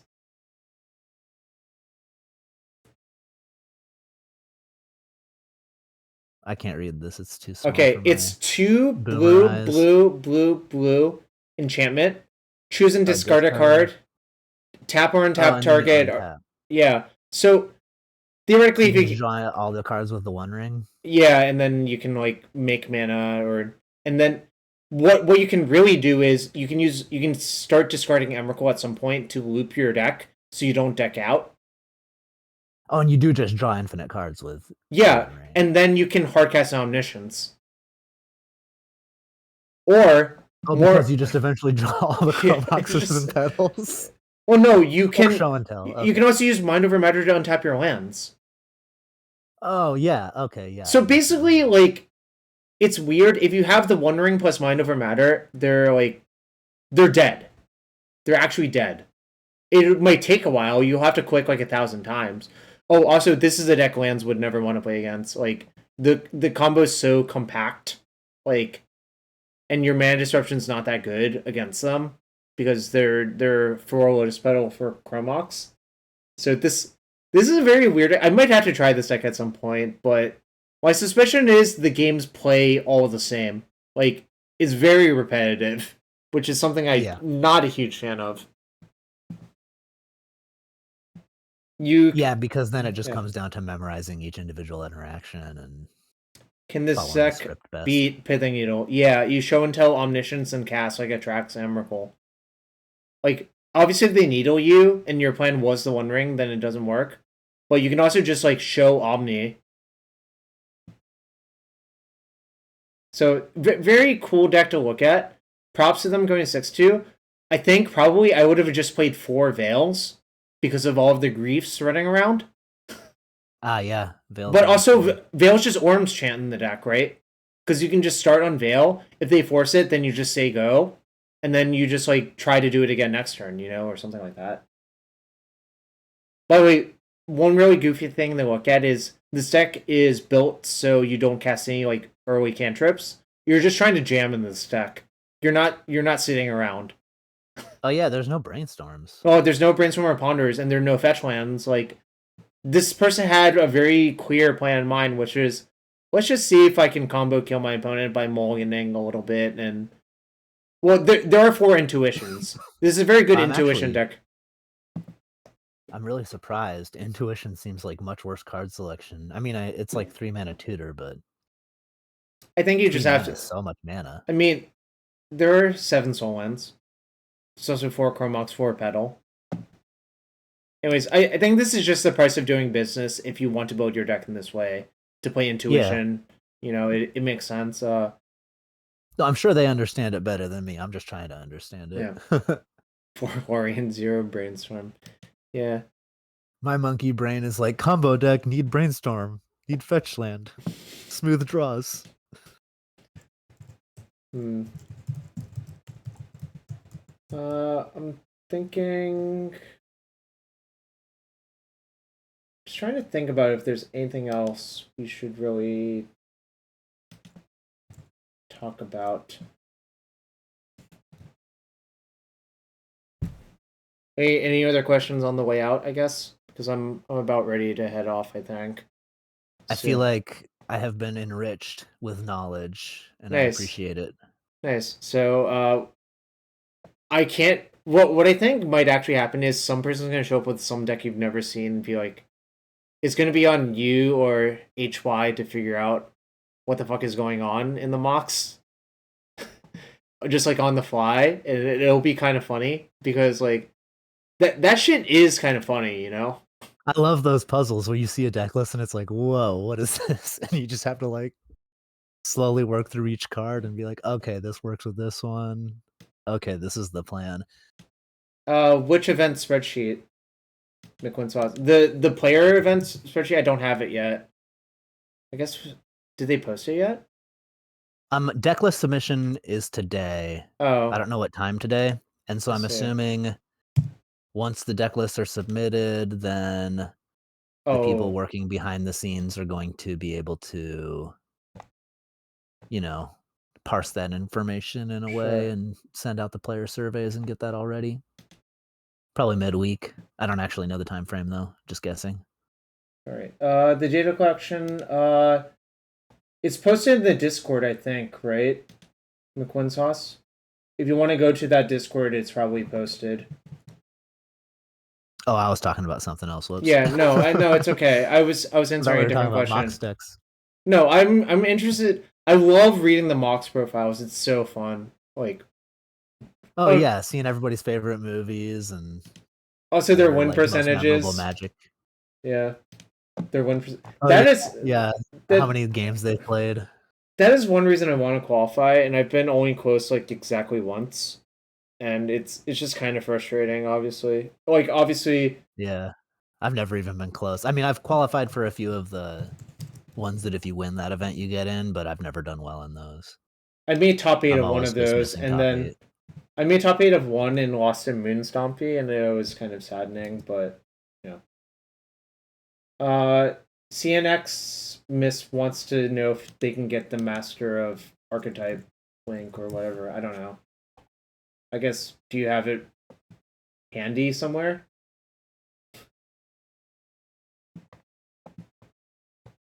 If not, that's okay, obviously. Like,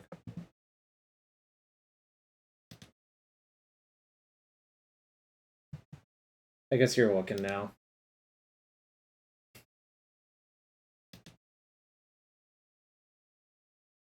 But yeah, we're wrapping it up very slowly, and we'll probably raid Onzid on the way out. Again, nice to have you here as always, and I'm looking forward to watching the MOCS as usual. Yeah, thanks for having me on. I always enjoy coming on your show. All right. Well, if you want to tweet out the master link at some point, I guess I can link it. But I think I'm going to call it now. And thanks, everyone. And actually, before we head out, where can people find you? Twitter /AlphaFrog, but you don't spell it the normal way. You have to spell it ALFAPHROG because somebody took my traditional spelling. Fair enough. All right. And tune into the MOCS on Saturday. Show me some support. I'll be there. I'll be there watching with my pals, and we'll give the frog a clap or two. Yeah. Make sure to say how much you enjoyed me so I can get more gigs like this. This is such a dream come true. I just want to keep doing it. All right. We're raiding the Onzid D, so see y'all. I'll probably be back to Cube tomorrow. I love Cuban. Yeah. Cube is the best. It's just truly my favorite way to play Magic. It never gets old. Anyway, see y'all. Take care. Cheers.